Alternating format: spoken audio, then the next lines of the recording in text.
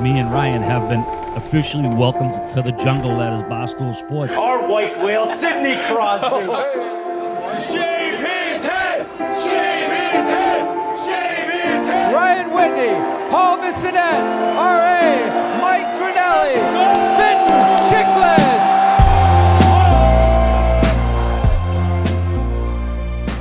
What is up, folks? Welcome to episode 550 of the Spittin Chiclets podcast. We're getting to way more episodes than I had games played, and that means it's way, way more episodes than Biz had games played. We're not near Keith yet. Not healthy scratches, though. If we can get up to where Keith's game played in Chiclets episodes, then we're laughing, boys. We're laughing. It's great to see you guys. I hope everyone had a wonderful week. And we got to talk about Pink Whitney, and it'll lead us into Biz's 40th birthday bash. What an absolute time that looked like in Scottsdale. I believe it was a disco rodeo theme. Disco rodeo. Very, very interesting. Disco biscuits for Biz on his disco rodeo. And it was a Pink Whitney party. I was so sad I couldn't be there for Biz's 40th, but Pink Whitney everywhere. I saw the shots. I saw the big bottles. I saw everything. Pink everywhere. Of course, our girl, Julia, she was there maybe handing out shots, drinking her own. So what an amazing week for Pink Whitney. Thank you so much to everyone who drinks it. Spring is in the air. Summer's coming. I know Pink Whitney's drank in the winter, but it's spring, summer, and maybe early fall. It's a warm weather drink that really, really just quenches your thirst when you're thirsty. So thank you so much to everyone who drinks it. Boys, what is going on? Biz, I couldn't believe it. I knew you were having this big old party, but then I saw the first videos and pictures that came out. I mean, who organized it? It was like a bar mitzvah. Bob does sports. Robby Berger sent over a text. He said, it looked like my Sweet 16 party. But hey, you were there in spirit because we actually did a Pink Whitney cocktail. It was the theme drink of the night. So thank you for sending those cases over. And Jans, unfortunately, you couldn't make it either. A few people asked me, where's Whit? Where's Jans? You guys got families. You guys got things planned. I think we sent the invite out about 2 months ago. And we were going to do this disco rodeo theme. And it just so happens it's one of my best friends, if not me, my best friend, Jackie the Alien's 40th as well. And that's, I believe, on March 29th. So she's like, God, I'm going to spend all this time and energy planning mine, and he's going to want to come. So like, why don't we just collaborate them? I said, hey, the house will be done. Let's do it at my place on the Saturday, and let's have all the friends in for the weekend staying at that Global Ambassador. Unreal setup there. And then on Friday, the day before my party, we went to Buffalo Chip. I've talked about it before. What's that? Gans, I'll throw it over to you. Donor brought us there for the first time because I think he owned a ranch out in Cave Creek at the time. And he would bring us to this place. It's like out of a fucking movie amazing. setup. Buffalo Chip? Buffalo Chip. It's a rodeo bar. We had the one year, it was the coolest thing I've ever seen. I knew nothing. I think it was my first year in the league. I knew nothing about country music. And they're like, hey, come to the rodeo trip. There's a concert just for the guys. It was Garth Brooks. What? Just sitting there in front of us. Yeah, I remember he used to have his charity with the NHL guys. If everyone donated, he'd give you a private tour. It was amazing. And he just sat there. It was the coolest thing I've ever seen. But that was the inside. The outside, you got live rodeo going on. You got so we would go there for Halloween parties. We'd hire the rodeo guys and the bulls, and they'd put on a show for us. And maybe one or two guys got on the bull at one point, Yeah. but that's neither here nor there. No, Biz, you did that at 2 a.m. like later on that somebody called the bull. I got in on one of the parties, but they never opened the gate. I just wanted to feel what it was like. Holy fuck. Like, the power on them and like them breathing, you're like, don't open the gate. And this is, I would say, the Federal League of bull riding. So, not these PBR bulls where they're fucking like bodacious shit. But it's like a perfect little pen. It's got like a mini arena. They got a couple VIP suites above it. And they do like 45 minutes to an hour. They get this lady in all glitter out there with the American flag. They sing God Bless America on the mic, and then they do it for about 45 minutes, and then they end it with the kids mutton racing. So they put the kids in the helmets, and any parents who bring their kids, they could sign them up, and they ride the sheep. So they kind of do it like, hey, some of these kids are getting chucked off, and you could see they're walking back to their parents, and they're like, oh, and then like everybody's going nuts. So it's probably a little overwhelming for these these kids who live out there, or even just some city kids trying it for the first time. So, and then when you get out of that part, so they do 3 different ones. They do one at 8, like 10:30 and like whatever, 11:30. And then there's line dancing and like a covered part. So it has like a little bit of everything, and it's the perfect compact size where we're not talking about like a 20-acre grounds here. We're talking about compact into what, like 2-3 acres? Yeah. So it was just an unbelievable time. It was raining a little bit, but everybody embraced it. And man, some of our guy friends, like their wives have had kids, but they're banging and they're wearing like the assless chaps with thongs and stuff. And you're out there, and like, Your wives, your buddies' wives were wearing. Oh, dude. Oh, some of these wives that we. It was incredible. Like, gee, I'll let you step in. Gee, Like, come in. Do they From go the to that rapture. club in Vancouver? That place you were talking about? These are kind of like when they're out of town, they leave the kids at home, and this is the grown-ups' time to let loose and be their old wild selves. Like Shar, who had Shar's one. She was actually on a few reality shows, and she's Sean Dijon. Remember when I talked about Sean Dijon? That's that guy's wife. So, I mean, I'll throw it over to you, G. That was your first experience with my friend group from Vancouver. They are wild. Like wild. And it sucks because they're all, I'd say every guy is 6'2 plus, handsome as fuck, rich as fuck. Their wives are all gorgeous women. Stunners. So me and Memes walking in, I wouldn't necessarily say we fit in with your friend group. They loved you guys. To no surprise at all, you throw one hell of a party. I'd say like the biggest eye-opening experience was your house. I knew your house was going to be sick, but like seeing this in person for the first time was like, you got to do Architectural Digest there or something. Like you walk in the backyard, the waterfalls coming down. I mean, the backyard's so big, you had food trucks back there. Yeah, it was we just... It was unbelievable. Talking to all your friends, I thought was awesome too. And I thought the funniest part of my weekend was Bugsy called me. And I was like, oh, what's up, Bugsy? And I start talking to Bugsy. He's like, what are you doing? I'm like, oh, I'm at Biz's 40th birthday in Scottsdale. And he's like, oh, fuck. Last time I went to Scottsdale, I think it was my 40th birthday too. Next thing you know, I blink. I'm on a PJ to Vegas with Biz, Teddy, Mike Commodore. Teddy like, what the Purcell. fuck? They just were randomly. I got a text they were in town, and I was like, "Sure, I'll join you." And then they're like, "Hey, come on a PJ to Vegas for the night." And I'm like, "All right, sure, let's do it." And I that was an impromptu one, but fuck, it would have been fun to have Bugsy there scooping Did you know everybody's Twista ice was out of their coming drink. out too? Like that was awesome when Twista came out. What did Unreal. Twista sing? Who What did set he that sing up? back in the day? Oh, he had a Twista, couple you bangers. mean- Oh yeah, He had a couple with bangers Kanye. himself, and then he was on a Slow Kanye jams. track. So like 4 or 5 of his own bangers. Then he sang a couple 50 Cent tunes. But so Marielle is Jackie's best friend, and she wanted to throw a surprise. Obviously more for her, but for us, it kind of got blown. Like the cover got blown because I was here in the afternoon and I see this guy out there doing a sound check. And there's speakers there where I'm like, if those are the speakers we're using, we're gonna get shut down pretty quick. Like why? But that was the request that he had to have that set up. So kind of like then I got asked if they could use one of my spare bedrooms, and I'm like, okay, something's going on. And they were okay telling me. This may come as a shock to you. I don't know if you talked to Jeff about this, but they were trying to surprise me as well. Buddy. And when I'm he told really me this happy was that it- happening, I was like, no Was fucking it Bonnie way. Blue? Yes. Was it Bonnie Bonnie? Blue, they were trying to get her to come over, and she was going to, but she was late for her flight. I was happy that didn't happen. Like as I don't like that would have been so She was uncomfortable. going to jump out of a birthday cake. It I would have would've- been like, that- incredible. That would have been my surprise. So then Buddy, she would if have I been. was going, when Jeff told me that, I was like, if I was going, like I'm canceling my flight. That's right why now. I thought you weren't Yeah. there. When I heard the surprise, I'm like, no wonder Whit wasn't coming. I'm like, he's gonna have a kid with Bonnie Blue on his 40th birthday, and like the Chiclets is gonna end. no, I'll tell you No. what, like No. G says he doesn't fit in with you and your friends. Like Bree and I, we go out to dinner, like listen to a little Taylor Swift on the way, like have a steak, a glass of wine, and then go get an ice cream. And your buddies have cock rings on, and their wives are wearing thongs out. Like, who are these people? we got about 6 gay guys in our friend group, right? So obviously- Awesome dudes. They were great.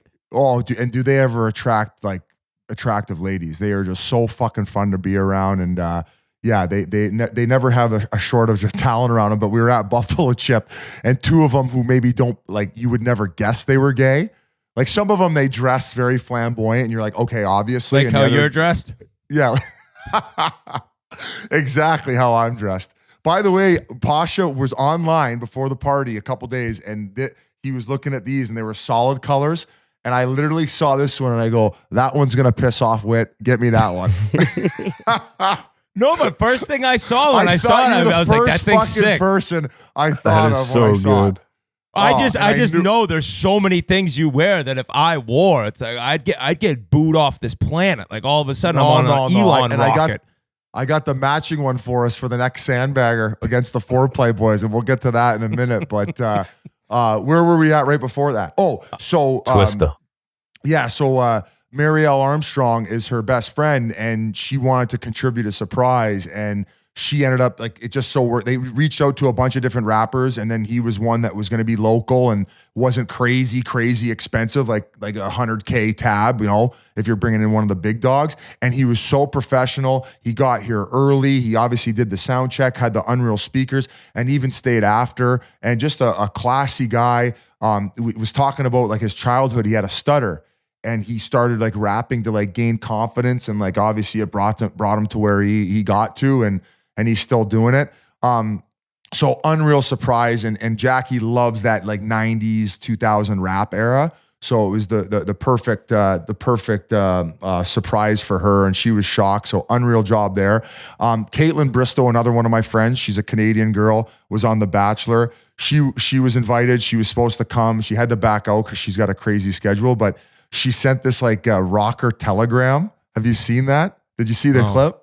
No. Where this guy comes in, he's got a wig on, he looks like Jimi Hendrix, and he has a guitar and a stand, and it's got the songs that he's gonna sing as a telegram. It's like, hey, this is for Paul for your 40th birthday. Sorry that Caitlin couldn't be here, but she wanted to send me, and he's like doing the rocker voice and stuff.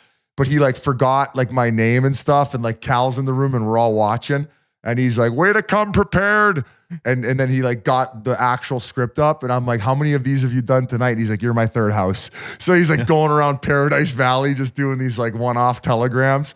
So that was a funny wrinkle in the party. And then our buddy Galen GJ'd it. And I got the name of this company that we hired here. Like, boys, like, I'm going to do this every year now. Some people were criticizing me being like, oh, I thought you weren't a big birthday guy. Like, no, I'm not a big sitting on your phone answering texts all day, but like to be like in the moment with all of my friends. Surrounded by your friends. You're like, 40th too. It's different. Yeah, it was just, it kind of made me be like, this needs to happen way more often. And as we get older in life, we start realizing that there's not much time. Why are you laughing like that? It's just thinking of one of these parties every year cracks me up. Like Yeah. most people go hard for the 40th and then maybe chill for 9 years till the 50th. Well, I'll tell you this. The reason why I would do it is because this Bloom and Blueprint company that Jackie found. So the deal was Jack's, I'll pay for the whole thing, but I don't want to fucking worry about a thing. So she found these party planners, and they did such an amazing job. They set it all up. They came the day before. They're not like during the party, like any bit of like, not want to say drama, but like anything that's maybe not going according, they're dealing with it. No stress on the hosts and who's throwing it. And they were so sweet to work with. They found this unreal photographer, Jackie and them, and the photographer was incredible, and everything was unbelievable. So thank you to them. We got a food truck, and it was just are they nationwide, Biz, or are they what's just that? in Scott? Are they nationwide, or are they just in Scottsdale? That I don't have the answer to that question, but they were on site the entire time. So obviously there are ones that live local, and they were so professional. And I'll like I said, I'm doing it every year. The only difference next year is I'm doing a 12 to 10, because at 10 I didn't realize the PV code, no music after 10. So it's a little bit, we cheated a little bit. Cops didn't come back. We were probably inside by 11:30, very respectful. We invited all the neighbors too. You got to invite the neighbors. I got to meet the neighbors for the first time, and That's obviously how they're they all met toast. you wearing that with your Oh cock ring my on? God, could you imagine with Bonnie Blue? I was actually, boys, and going back, It's like, I was this is excited Jackie the alien. They're like, what the fuck is going on right now? Who's our neighbor? no. Yeah, I'm happy that didn't happen and the Twista surprise did, but What Ray a Whitney was celebration there. for you, Biz. all my Jans, Wiz was there, Ray Whitney, Taylor Pyatt came. Yeah, the best. And yeah, it was just all my friends were like, even my Canadian friends were like, what a legend. This guy's the man. And a lot of them are Oilers fans and knew that he grew up like a trainer there. So it was an unreal mix of people. And next year, you guys will be there. We'll do a pool party. I'll have the pickleball court in. We'll do all fun and games one day, and it'll be an awesome time. Different theme every year? No, I think we're going to stick with the cock rings. Yeah, I think we're going to stick with perfect. It'll be perfect. Nice. I got to like put one in the wash, so hopefully it shrinks so I can wear one. Hey, let's do the same for me, please. Yeah, were you at Hockey Fest in Lauderdale?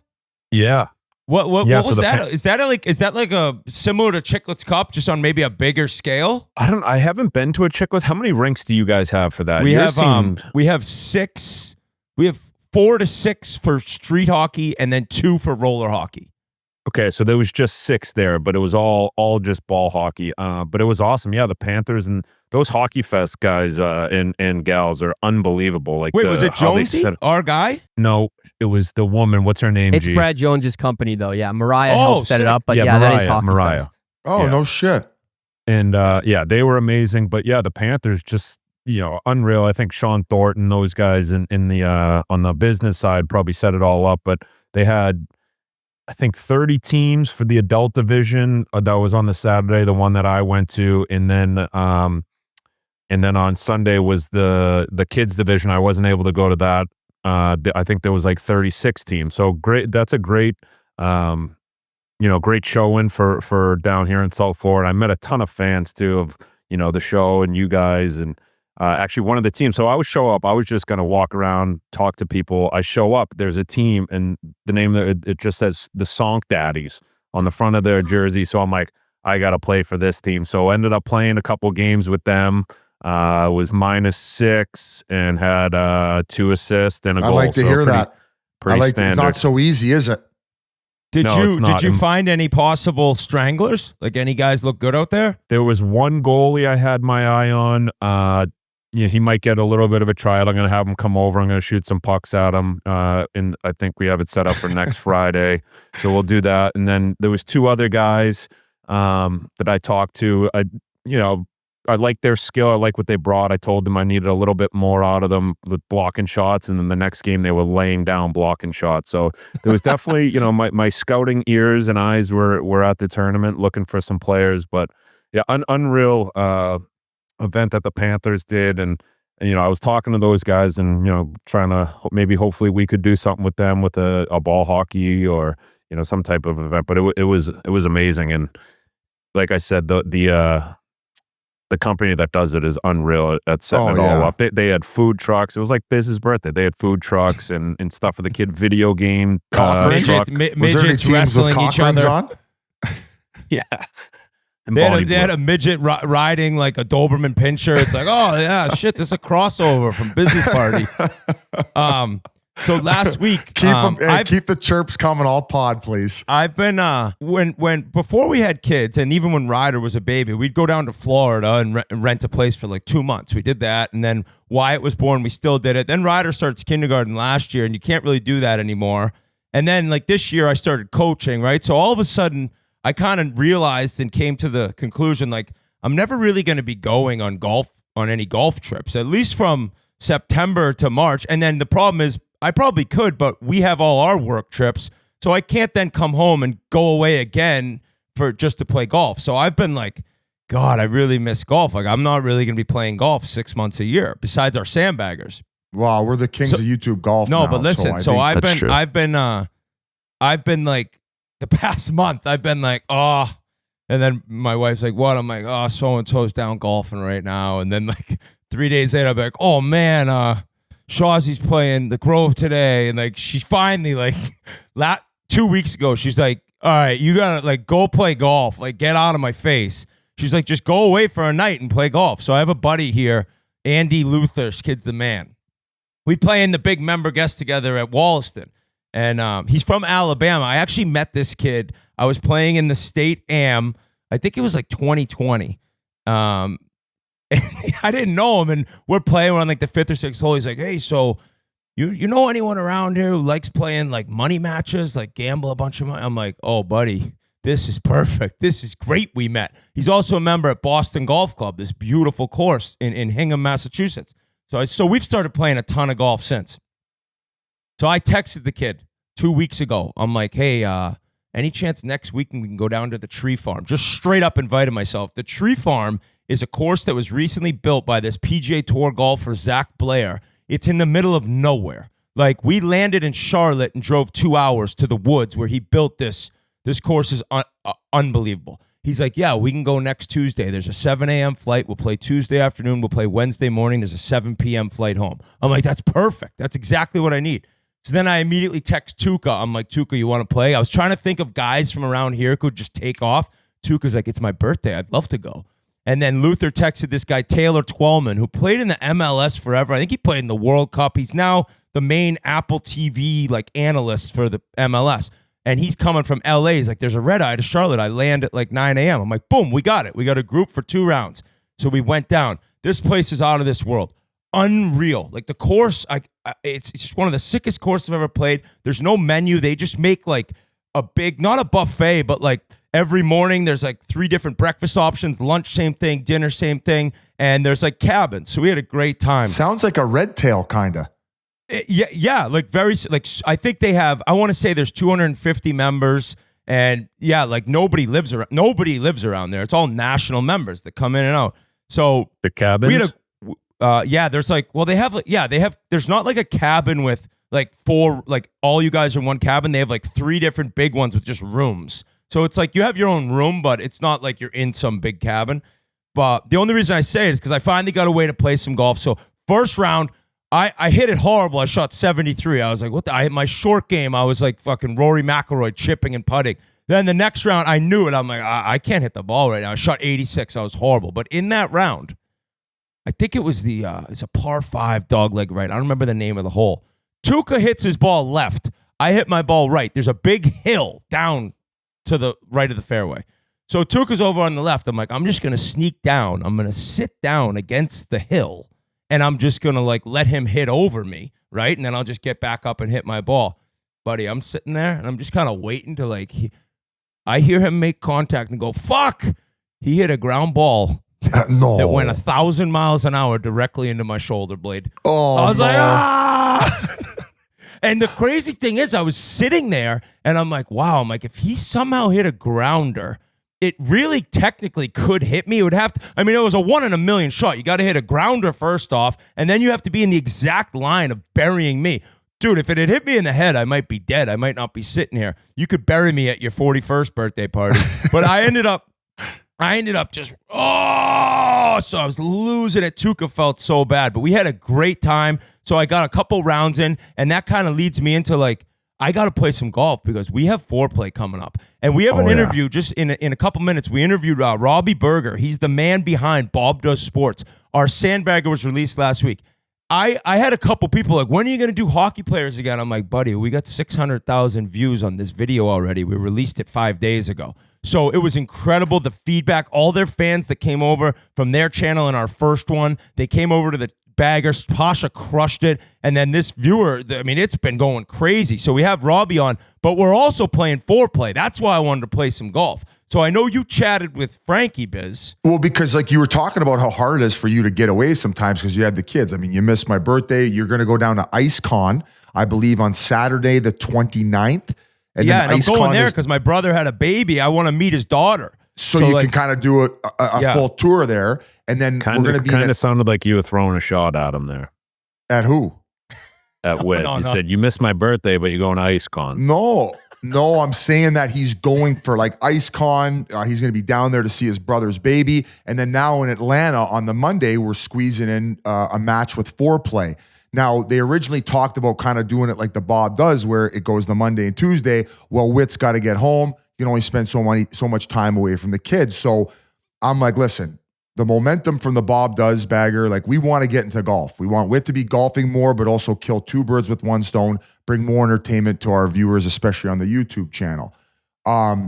So I reached out to Frankie, and apparently we're going to be doing a 1v1, or that's what they proposed in the one match we're able to do. Now, I'm not a 1v1 guy. We've never golfed that way in our videos. So I was thinking, and I discussed it with Gia, I discussed it via text with Jans, and I believe you were on the text thread. Also mentioned it with Frankie, where we're going to hop on the phone, and I think we should do 3 different 9s in one day. It'll be a marathon. Now, he brought up the point. This little rivalry between you and Riggs has been going on how long now? How long is since that call where that he was probably, trying to call? Dude, that 8 was years ago? 10 years? 5 or 6 years, 6 or 7 years ago. No, you know what? Ryder's 7.5, and he was like a little baby crying in the car as I was screaming on the phone. So yeah, 7 years ago. About 7 years ago, this whole rift started, and you guys couldn't play against each other because of the sponsorship, and you would have missed some type of U.S. amateur event. I could have missed it. Yeah, it was ridiculous. But yeah, it's a long time coming. So they want to do just. All right, so I see what you're saying. So we do 1-9 would be 1-on-1. Me versus Riggs. Yes, so that would have to be one of the first 2 matches. Because if we or they win in 2, then we won't get to the 3rd. So everybody wants to see the buildup of the 1v1. So each of us will have a 1v1 partner. Yours will be Riggs. I think that each partner should have to share the cart. So you and Riggs would be in the exact same cart, much like we did with the Bob Does guys. I would also play Trent 1v1, and Jans would probably have to go against Frankie. I know Frankie's an unreal golfer and better than Jans, but we discussed the handicaps. We get that out of the way. Then we've been doing scrambles, and I'm sure they've done plenty of scrambles. So the next 9 would be scramble. And I think the last one, but it's up for discussion, would be alternate shot. Oh, that's good. It's a marathon of a day. Advantage to them a little bit because they're golfing way more than us as far as a stamina standpoint. Believe me, by the time the 16th, 17th hole run around, for me, who's a non-golfer, I'm like, I don't want to swing the club anymore. So we'll have to discuss handicaps. They also mentioned, where does the video live? That can be discussed on this call too. I will delegate 2 of the 3 videos. What's that? Winner gets it. Well, we got to decide. But that winner I would it. say that winner gets 2 of the 3 9s. I think we should release the 9s one consecutive days, one after the other. I think that, and worst case, maybe FOREPLAY drops the first one. We drop the second one the next day, and then maybe the third one lives on Barstool's platform. I don't know, but we need to all hop on a call. We need to hammer this down because as the kings of YouTube golf, we have a duty to make this another entertaining match, and it will be. And it was no disrespect to them not wanting to do 2 days in a row, but scheduling wise, it works for one day. Let's do a fucking marathon and let's fucking go, baby, because we have a match of the century against the FOREPLAY guys. This has been a riff for a long time. Wow. I have no personal beef towards Trent, Riggs, or Frankie. They've done so much for golf. The Content Creators Classic was unbelievable. Trent had an iconic viral moment that can relate to all the common golfers out there. But let's be realistic here, boys. The fact that we weren't invited to that thing is an absolute joke. I would put us as top 5 in YouTube golf right now as far as the entertainment that we provide. We ain't doing our prayers before we tee off and talking about our wedge game. We're fucking bringing the alcohol, the drugs, the chirping, and most things of what the common man want to see on the golf course. So let's fucking go, baby. So yeah, I think you and Trent are pretty even. Frankie's very good, but if Keith plays Trent's good now. So is Biz sometimes. And I mean, Trent shot 30 over for 8 holes. Like if me and him have to play our own balls and it's a difficult course, like, buddy, I showed up to Whisper Rock with Ray Whitney and shot like a 120, 130, like to the point where Ray's like, you're never getting invited back. Well, I mean, now that post-career has gone the way it has, I did finally the other night at my birthday get the invite back to Whisper Rock. So, nice. Yeah. So, yeah, that'll be excellent. I think Riggs and I'm now a 3 handicap. I think he's probably a 3-2, so we might be playing straight up. I think you and Trent are very similar, Biz. And Keith, what are you, a 6? 7, yeah. I think Frankie's probably a 3 now, 2 or a 3. So this will be excellent. And I know we haven't gotten into any hockey. We're going to get into that right after the Robby Berger interview. Little different show today, but we're going all hockey. To the people that send messages and complain like this is a hockey podcast, you can literally suck a fart out of my asshole because I don't care. This is our show. and we want to have fun and do other things other than just Sometimes I never want to hockey. talk about it at all. And if you never want to listen to the show because we talk a little golf, I don't give a flying fuck. There's always the few guys out there that think they can dictate how a free podcast that they listen to kind of goes. Literally suck my cock with the cock ring on. That's it. Like, and all my gay buddies, like literally all of our cocks. They're like, okay, sweet. Can I come back to your ranch? All right. With that, I think we're ready to throw it over to Robby Berger. Busy. We caught up on the Sandbaggers. Bob does how it all came to be. I think it was about 30, 35 minutes. Everyone enjoy this right now. Guys, Whit here, and I want to talk to you about Body Armor. As you can see, I got the regular water right here, Body Armor Sports Water. I crushed it during the pod, but we want to talk about the Flash IV. UCG holding that thing. It is brought to you, this entire episode, by the Body Armor Flash IV. Body Armor Flash IV is packed with electrolytes and provides faster and longer-lasting hydration with no artificial flavors, sweeteners, or dyes. Everyone was crushing this at Biz's 40th birthday bonanza. Great tasting flavors like strawberry kiwi and tropical punch. Body Armor Flash IV gives your body the rehydration it needs to recover. Gee, what did you do? How many did you crush on that flight home? Well, yeah, the unreal thing is they sell these things at the airport. So you want to buy a Body Armor Flash IV, you can usually get one at the airport. It's incredible. I flew the red eye after Biz's party Saturday night. I had to get home on Sunday. Crushed about 2 of these in the airport, and then I saved one for when I got home, when I landed on the taxi ride back to Hoboken. So I love the cucumber lime. I love fruit punch. I also love the Flash IV sticks. I throw it in my water every morning. So yeah, you can't beat Flash IV. Yeah, if you need to feel good after a tough night, Body Armor Flash IV is where you need to be. Get yours at a local 7-Eleven or on Amazon today. Guys, we need to talk about DraftKings. The great rewards hunt is on, so join the adventure with DraftKings Casino. For fun seekers, follow the trail to huge jackpots, weekly bonuses, and exclusive games.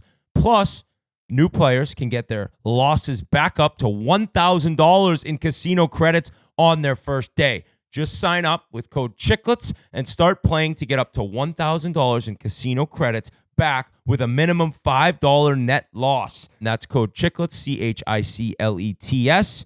$1,000 in casino credits back. Just a $5 net loss you need for that. Only on DraftKings Casino. The crown is yours. What an absolute pleasure and honor it is to have this man on. Robby Berger, the man, the face, the legend of Bob Does Sports. Unfortunately, our little bitch these days, because we had an incredible back-to-back days of golf matches, 3-on-3 scrambles. And we took both of them home, but we had to have the man on to talk about his life, his story, and his opinion on how we are the new kings of YouTube golf. Bobby, what's going on, buddy? Little mea culpa before you go, Robbie. It's actually Biz Does Sports now. We've now changed it. After that complete ownership in the Sandbagger, that's actually on our YouTube channel. A lot of people don't know that. They're like, where's number 2? But it was on our channel. So thanks for coming on the pod, brother. Happy to be here, boys. Big fan, but I will tell you, when I saw you guys put that thumbnail up, I was like, these fucking cocksuckers, like the new kings of YouTube. Biz has the crown on. It's just like, eat shit. Like, fuck you guys. What a nervy thumbnail. I will say, you guys may have stolen back the crown, though, after Fat Perez's putt at the Players.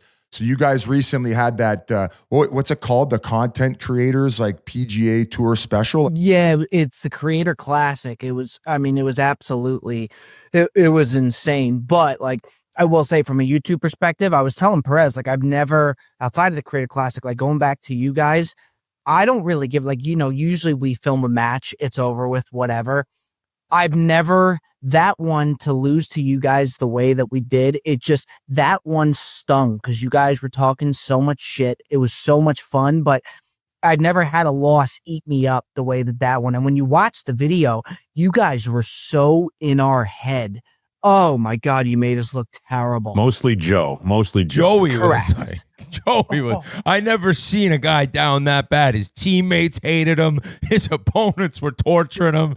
Poor guy. I was like, Jesus, I almost feel. Well, I rewatched ours before it was released, or I watched it for the first time. I said, I kind of feel bad. I want to text this guy. Well, you guys pounced. Yeah, I mean, like, we really did want to win. But obviously that first day on ours was really tough, but you guys came and you brought it, but you got in our heads and we were shook. I think it started early. When we showed up late, you guys had been at the course sitting there for hours, just We were an hour late, I marinating. think. Yeah. It was despicable. It honestly, fellas, I've been a big fan for a long time.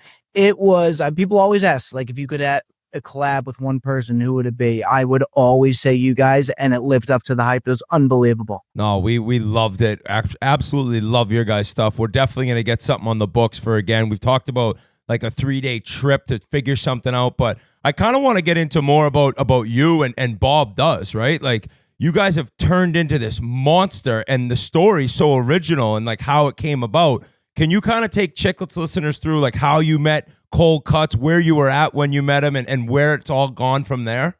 Yeah, and did he for find his sure. rangefinder? No, no, He not never got it. So poor you guy. guys I was just going to give him mine, for Christ's sake. like Yeah, he no took problem. so many fucking L's that week. I know. Oh my God. I know. You know what? He's a tough cookie, though. He takes it on the chin well, and you could ride him, and he takes it. But yeah, I mean, how we started was I met Joe working at the Four Seasons. I was working at the front desk doing overnight shifts, and my manager was complaining about the music in the restaurant being too loud. And in Beverly Hills, you were supposed to close down any and all beverage service at 11 o'clock. Joe would keep the Four Seasons running until like 2 a.m. So that was like the place to come. But long story short, he comes out and he asked me, he's like, do you think the music's too loud? Because my manager was complaining. I said, no, I think it's great. People are having a good time. We ended up hitting it off right away. So I was doing a lot of content with him. I was always kind of like in the content game, but still working at the hotel. And then I ended up doing it full time. Joe was still working at the Four Seasons. And during COVID, to make money, we had this thing called like a Patreon, where it was a weekly happy hour where there was nothing else going on. So we would have our fans who paid extra on the Patreon, like they get an extra episode a week. And then they would come on the Patreon. One day we're on the Zoom call, we're doing the happy hour. People get pretty lit up in it. And we're drinking, having a good time. And I get a message from Joe. And he's like, do you see this Fat Perez guy? And I look up because I could see like everybody on Zoom on the box. And I see it says Fat Perez, and he's in his cubicle. So like clearly at work. And this guy, like I'm talking and I'm watching him. He's mowing down pizza and beer. Like just fucking crushing it. So I called up to him during the happy hour, and he comes on and just, I mean, he was an absolute riot, and ended up meeting us at Pinehurst one day, and the rest was history. So when you say you were doing content there, do you mean like you were doing golf at that time? And then why did you end up choosing golf? And like, what exactly were you doing for content at the time where you were not this big, probably didn't even have a YouTube channel at the time, I assume? Yeah, it's a good question. We were doing this. I was doing a show called The Brilliantly Dumb Show. So I was always doing content on the side while working at the Four Seasons. But yeah, it wasn't golf at all. And it started to really pick up steam. So it was just like a lot of comedy bits like that I would do now, food stuff that I would put on. So it was starting to pick up steam. And it got strange because as it started to grow, I had a couple videos that went pretty viral. Like there would be some fans that would come to the Four Seasons, and I was the guest services manager. So I had like 60 people under me. And at the Four Seasons, they want you to be, really proper, put together, and they don't necessarily let that stuff fly. So it got really strange where people are coming up, the people that work for me, my employees, they would see the stuff that I was doing. So it was hard to take me seriously if I had to write them up or whatnot. So yeah, it got really, really interesting. So I was like, all right, I'm going to have to pick one or the other. Dave hit me up right around that time as well. So it all started to get pretty crazy. I remember talking to Frankie when I first found out that you guys had known each other growing up. I don't know, like through a cousin or something like that. But I was like, how does this guy not work for Barstool? Like, it seems like it'd be the perfect fit. And I guess at one point it was a possibility, but at some point it kind of fell through. And I guess leading to that, it would probably be now it's probably a better decision almost for you, right? Where you guys own everything. Yeah. So my goal always was to work for Barstool. Like that was my dream. I wanted to work for Barstool Sports. Like I've been a big Barstool fan for the longest time. Watched like Survivor, all that stuff. I'm really tied into it, but that was always my goal. I got to my office one day and I looked at my phone and it was a DM from Dave saying, what's it going to take for you to come work here or whatnot. So then I was like freaking out. Around that same time, a company called Bro Bible was hitting me up, and they're kind of like had a chance to really be like a Barstool type of thing. The thing was, I had just moved out to LA. I didn't want to have to move back to New York City. I didn't really know anybody there at the time. And the biggest thing was, I knew I had something going with Cold Cuts. Like, I did not want to leave Cutsy. If it wasn't for Cutsy, I probably would have gone and worked for Barstool. Oh shit, eh? A lot of people don't know too. You pretty much found Jersey Jerry too. I remember him on your shows back in the day when his mom was yelling at him about the dogs shitting everywhere, and like having him on was absolutely beautiful. And then he got the job with Barstool, right? Was he trying to get you to come over as well? So yeah, it's interesting. So I found Jersey Jerry was in my DMs, and I went, the first video I clicked on to him, he was calling into Will Kane and like crying about the Steelers, and like growing up in Jersey, like the fan, like those sports calls in are just like the best, because you're like, what do these people have to, like, what are they doing? Like calling in, they wait online all day, like for them to get picked. So I just fell in love with Jersey Jerry. I brought him in and he was crushing it and was still at the Four Seasons. But me and Jerry were going to go to Barstool, and we ended up picking. I knew I was going to leave. I ended up going to Bro Bible. I wanted to stay by Joe. And then we ended up signing with Kevin Connolly, but we were deciding whether to go to Barstool or to Kevin Connolly at the time. So I was convincing Jerry to come with me to Connolly. At the same time, Dave was convincing Jerry to come with him. So yeah, it was chaos. So I want to go back to that time. So you and Joey then at a certain point start doing the YouTube golf content. And then you guys were doing that Patreon thing. Like, obviously Fat Perez, when you see him, you have no idea that this guy is not only a scratch golfer, but electric on the golf course in front of the camera. And I would describe him as the modern day John Daly from his consumption rate. I'm not going to talk about what substances, but I was very, very impressed that he not only was alive the next day, but also played the way that he did. So it's not only a diamond in the rough, but how did the timing of all that start, of you already doing the golf stuff? Yeah, so even when I left the Four Seasons, went to Bro Bible, we still then, and we're doing like the happy hour, still wasn't into the golf then. Like that still didn't happen. Yeah, so still wasn't even doing it then. Left Bro Bible, then I go over to Connolly. And when I got to Connolly, it was a mess. Like, I got there and I was like, I can't be here. Like, this is a disaster. I mean, there was stuff that I would see there. I was like, I can't be here. Now, Jerry is working still in New York at the time, but then he's also doing the show with me. I had to go into the office every day. So what me and Connolly agreed to was nothing what he had me do. He had me be like an assistant there, when what we had agreed to, I was going to come do the show and leave. That wasn't the case. So I called Jerry and I said, Jerry, look, I got to leave, man. Like, I can't stay here, knowing that might affect his job with Action Park. When I left, then Connolly had his assistant call Jerry and say that he's gone. And then Dave comes back for Jerry. And I knew I couldn't compete with Dave. I had no money. Like, everything was folding right in front of me. I had no money. Jerry, who to me was like the key ingredient, was now gone, because I knew he was then going to go to Barstool. So that's then when I decided to start the YouTube. Wow. Yeah, and I had known Perez from the happy hours. So we were just in Pinehurst on a trip before we even really started doing a lot of the golf. We just started it. We go to Pinehurst with our buddy who took us, and we were at dinner and Perez shows up. He just was in the area. We said, come by. So the guy says to him, it's an older guy. He says to him, he goes, do you golf? And he goes, yeah, I golf. He goes, what's your handicap? And Perez goes, I'm a scratch. And you're looking at this guy being like, you're completely full of shit. It doesn't make sense. Oh, yeah. The guy's fork dropped. It dropped on the plate. He goes, you're a scratch.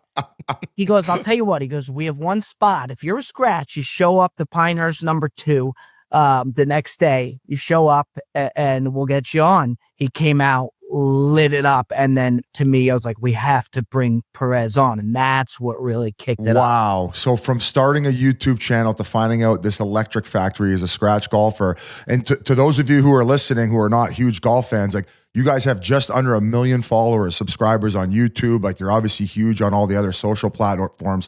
So to go from that moment to where you are now is just how many years? 3 years, 4 years? Yeah, 3 years now. And it was picking up steam when it was me and Joe. We had a couple videos that were really cranking, but then we found Perez, and then it just really helped take it to another Good for level. you. I remember when we did our thing, our collab together. I think you told me that story, or Cold Cuts did, and he was like, "Yeah, he shot like 73 at number 2, like that next morning." And we were just like, "What the hell is going on? What? Like, how is this guy this good at golf?" He was fucking hammered from the time I saw him at dinner to the time that we teed off till the time that he was gone, and just hysterical. Like, we went into his car after he drove us home. There's club championship trophies in the back seat. Just like 24 packs of like natty lot. Like, it was a fucking mess. He defies science. It's crazy. They'll study him in a lab one day. I think that like it seems like big YouTube channels or podcasts have different moments along the way. Like when we got Crosby on for the first time, it's kind of a big thing for us. What has been your like things that have popped off or have really started like made it grow to where it's at? The big thing that really helped it, I don't know if you've seen the video, but I pranked Joe telling him that we were going to take him to Torrey Pines. Oh, and that one's unreal. Yeah, so that was the video that like really took it off. So that was before Perez, and that's what started it, where like we started getting views that we hadn't seen before. What did you do for people who don't know? What did you tell them, and where'd you go? So we told him we were going to Torrey Pines. He's still working for Wolfgang Puck at the time. So his off days were big. Like, he was working 13, 14 hours, the GM at Wolfgang Puck. So like, he has this Joey Cold Cuts persona, then has to show up to Wolfgang. So his off days were big. So I told him we were going to Torrey Pines. We're driving there, and I said to Jed, our producer, before, I was like, man, like, Joe falls asleep anywhere he goes. Like, if he falls asleep in that car on the way and wakes up, it would be gold. And sure as shit, he fell asleep. We woke up, and we go to this place called Links at Victoria. It is a landfill. It's terrible. This place, there's a brick. There was like, he hit his ball on one, and it was right down the fairway. It was on a brick. There was like a brick in the middle of the fair, and he fucking lost it. So finally, like, he knew we were filming, but finally, like the 8th hole, he just chucked his club. He's like, I'm leaving. I'm not doing this. Like, fuck you. Was there ever a time, because Joey D back in the day used to dress how Biz is dressed, and for those of you listening, Biz has on a rainbow colored I picked this outfit out for my birthday just to piss Whit off. I saw it. I go, I think I we didn't used to hate it dress as him much off. as you thought I would. I actually got you an extra, so I got 2 of these bad boys. We could do the collab birthday party next year. But was there ever a time that you had to tell him to, because he looked like he got hit by a Crayola truck half the time you guys went out to go play? Like, was there ever a time you were like, hey, dude, you got to cool it with these outfits? No, because I thought it was so good for content. I mean, there'd be places where we'd go, I'd be like, what the fuck? Like, what is he doing? But it was so good for content. But what a lot of people don't realize is like, he was doing that stuff before we were filming. Like, we'd go film in Muni. That's him. You guys met him. Like, a lot of people don't realize that he's exactly the person that you see. So yeah, I mean, he had been doing that stuff prior. But I remember even times like Keegan Bradley was the first guy who really found us like on tour that was watching our stuff. Had us come to a pro-am to walk with him. And Joe showed up to Riviera in a triple-breasted suit because he was about to go to Wolfgang Pub. So like full suit following Keegan on the course. And there's a great video of it. But yeah, he was like the very extravagant outfits, just wild. Unreal. So recently you had a very funny video where you talked about you ran into Rory McIlroy at a gas station. And you said thanks for everything you do for YouTube golf. Like, which he actually hates YouTube golf apparently. Well, that's what I was going to get to. Is then at the Players this week, he's kind of asked, and he's like, "Yeah, I don't know if he said I don't get it. I'm not into it."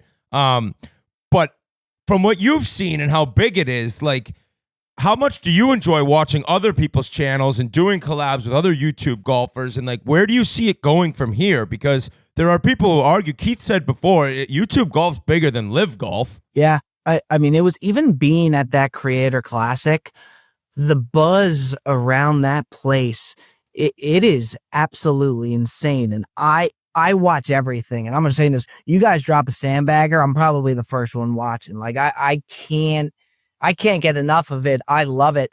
I think the next step is doing exactly what the Creator Classic is. I think it's some type of competitive tournament that people want to see with these creators, because I think the thing that you get is you get that everyday golf where you stand over the ball and people want to watch, somebody who's relatable to you that you don't know where the hell. I realize, why I guess some people will watch us. It's like, I stand over the ball. You don't know where the fuck it's going. And that's intriguing, I guess, Well, Portnoy's talked about getting a tournament together. I don't know what's going on with that. He said it's going to happen, but that would be electric. And I think what you're saying is true. Like, sometimes you get on and a guy who's good, he's horrible, and then a guy who's bad plays lights out, and then the everyday golfer's like, that's me.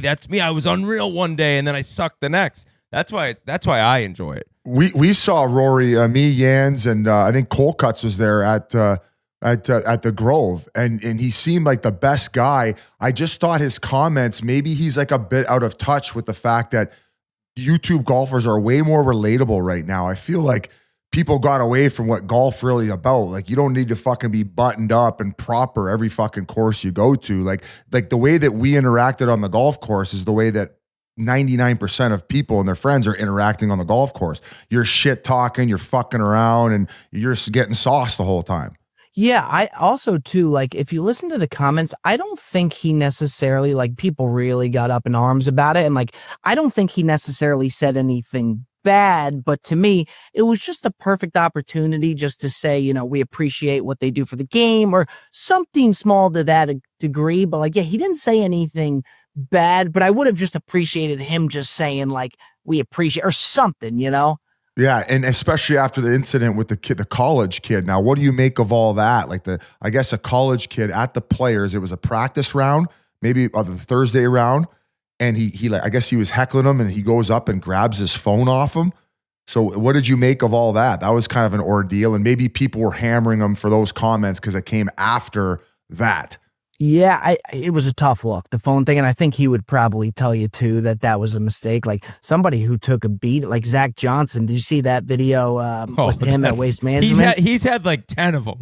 Yeah, it's just one after the other, and it's like when those come out, like, it's just a lose-lose, and it's easy for me to say because we're not in the ropes. But even being in the Creator Classic, when we were playing, like, one guy said to Perez, Perez is struggling out of the gate. One guy was like, Perez, you fat fuck, wake the fuck up, you're 2 over, like, screaming. So you're like, holy shit, these guys go at it. But when you react like that, you're never gonna win doing that. You know what I mean? No. Actually, speaking of the Players, I saw that I think you had $200 pre-tournament on JJ Spawn to win $15,000. Tell me you hedged out of that. I didn't hedge it with. Wow. No, you know what I was told? It was 150 to win $15,000. Oh, When they went to the playoff, I was hoping, because Rory was like minus 160, so it was tough to hedge. I thought maybe I'll just wait till like Spawn hits a fairway and then maybe the line goes a little more even and then I could hedge it.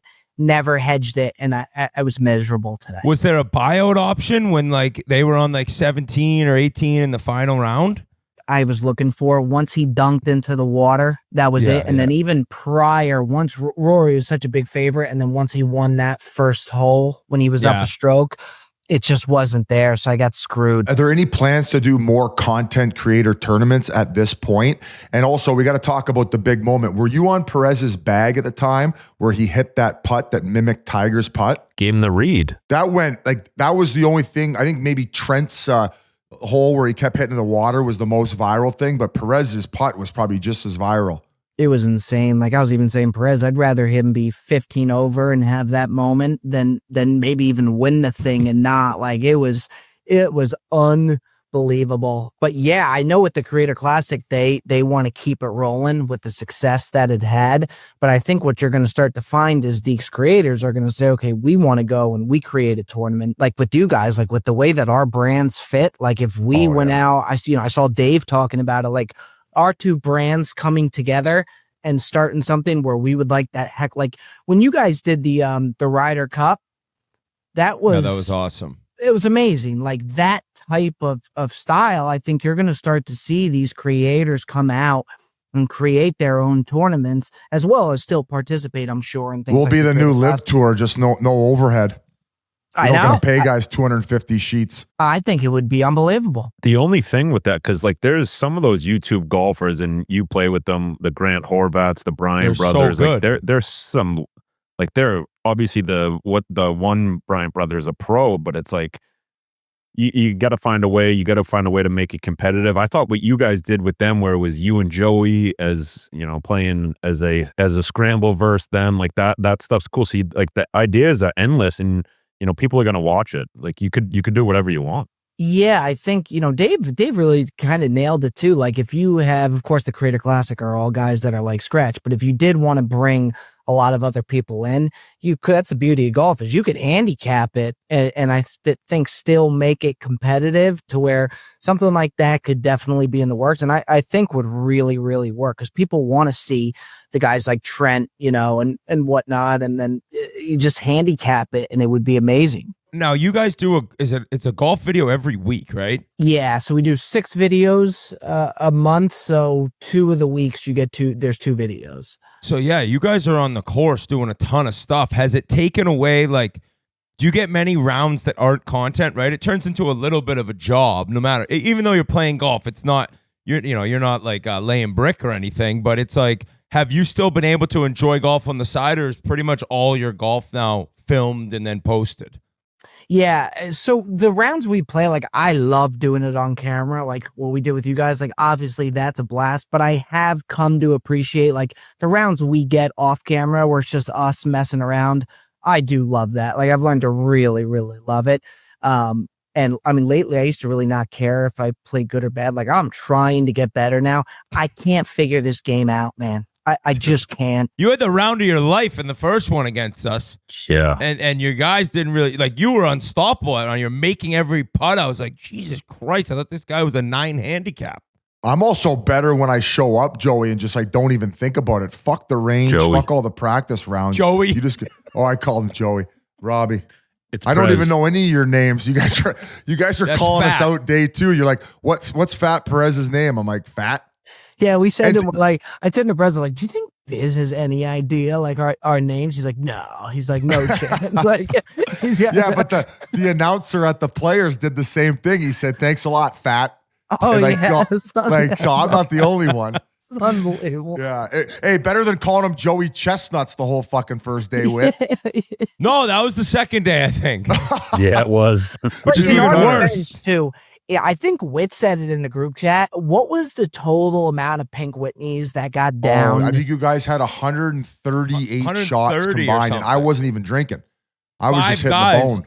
135 nips and not even 36 holes, because I think we closed you out on 15. Correct. So 33 Correct. holes. So it's like, Did you guys come into it? Did you know that we were going to get banged up going in? Because like you guys were out Oh, for yeah. blood, and then we were like, all right, here we go.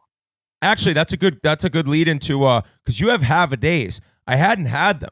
The tequila flavored RTDs, awesome. Like not much Thank you. carbonation. What was the story on how those came about? How's the sales going? Been awesome, man. Yeah, it really is cool. Going into like anytime, going into a liquor store, and you guys know with the success of like Pink Whitney and seeing your product there on shelves. I met up with a guy in Jupiter who I knew and would play golf with all the time who had a company called Cheeto. So he had put the idea in my mind, like, you guys could start your own drink. So we had talked about it, revisited it. And then once we got it going, I mean, it was awesome. So that to me is such a big part of our focus now in the videos and whatnot, and really blowing. Well, yeah, you had the fucking cardboard cutouts on the course you're at.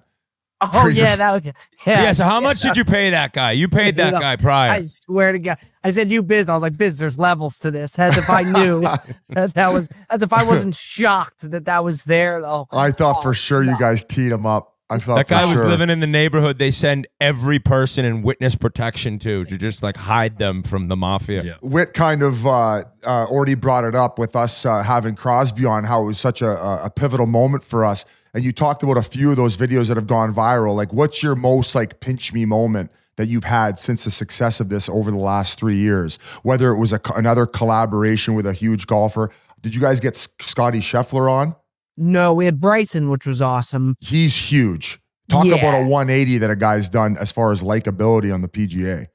Never seen anything like that. Nuts. Well, yeah, I would say one that probably hit me the hardest was we filmed with Josh Allen, Sam Darnold, and Kyle Allen. And that to me was nuts. Cause like then we did the whole thing. Like we went to dinner after and like just being in the car with Josh. I didn't know that they wanted to get banged up as they did. Like they were playing this game Buffalo where you have a cocktail and if you put it in your right hand at any point, they call Buffalo and you got to chug it. Oh my God.